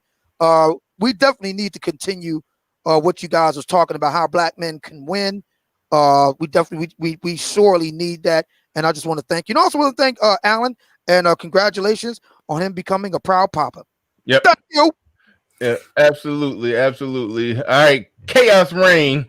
Using the queue for a while, man. Keep it coherent. Keep it coherent, folks. Thank you. It's a good show. What's up, LAR Movement? No, actually, I want to reason 1 minute off the air with a sit-in, but that's it. Thank you. Okay, you ain't got nothing. Any final words, LAR? I might make this like a reoccurring series, have a different person on each time, but do like a How Do Black Men Win Volume 2 and have a different, 3, 4, 5 and do it, and just bring a different person on each time to just, to talk about that. That should be a continuing, ongoing conversation. So I like how you threw that out there. Yeah, that's a good idea. That's a good idea. Yeah, might do that. But LAR, you got any parting words for us? Yeah, it's just something that you just said. Once you commit to wanting to win, be prepared for the expectation that you're going to win. Mm-hmm. Because that's going to be a heavy burden for some. You can't just win one time. I hate to say it this way, but you black, you're not white. You can't just win one time and be considered a winner. Okay? So, once you start down that path, be prepared to have to do it over and over and over and over again. Just for the record. That's it. There it is right there. I'd like to thank everybody who came through today, everybody who liked, shared, subscribed, everybody who hit the super chat, I don't think nobody hit the cash app, but that's all right. Y'all hit the super chat. It don't matter either way. Everybody who hit the super chat, everybody who came through, I appreciate all of that. Shout out to ARC who joined the panel briefly, and once again, salute and shout out to him becoming a father. Shout out to RBR who was on the panel briefly. I feel like somebody else was was up here for a minute as well. I can't think of who, but everybody today, you know, thanks. Shout out. I rarely do Sundays. I didn't really promote or advertise that much. I didn't put the stream up in time, but I just came through at the last minute, just fired it up and pushed go, and people showed up and showed out. So I appreciate all of y'all for coming through here today. If you haven't, vote for the Manosphere Awards, even though I'm kind of running away with Best Newcomer. So that's all. That's the one that I wanted. I'm running away with that one. So So salute and shout out to everybody who voted for me on that. Okay. Don't be flashing your plaques, homie. Don't be trying to stun on me with your plaques. I see you. All right, y'all. We up out of here. Peace, fellas. Peace. Thank you, everybody. Peace.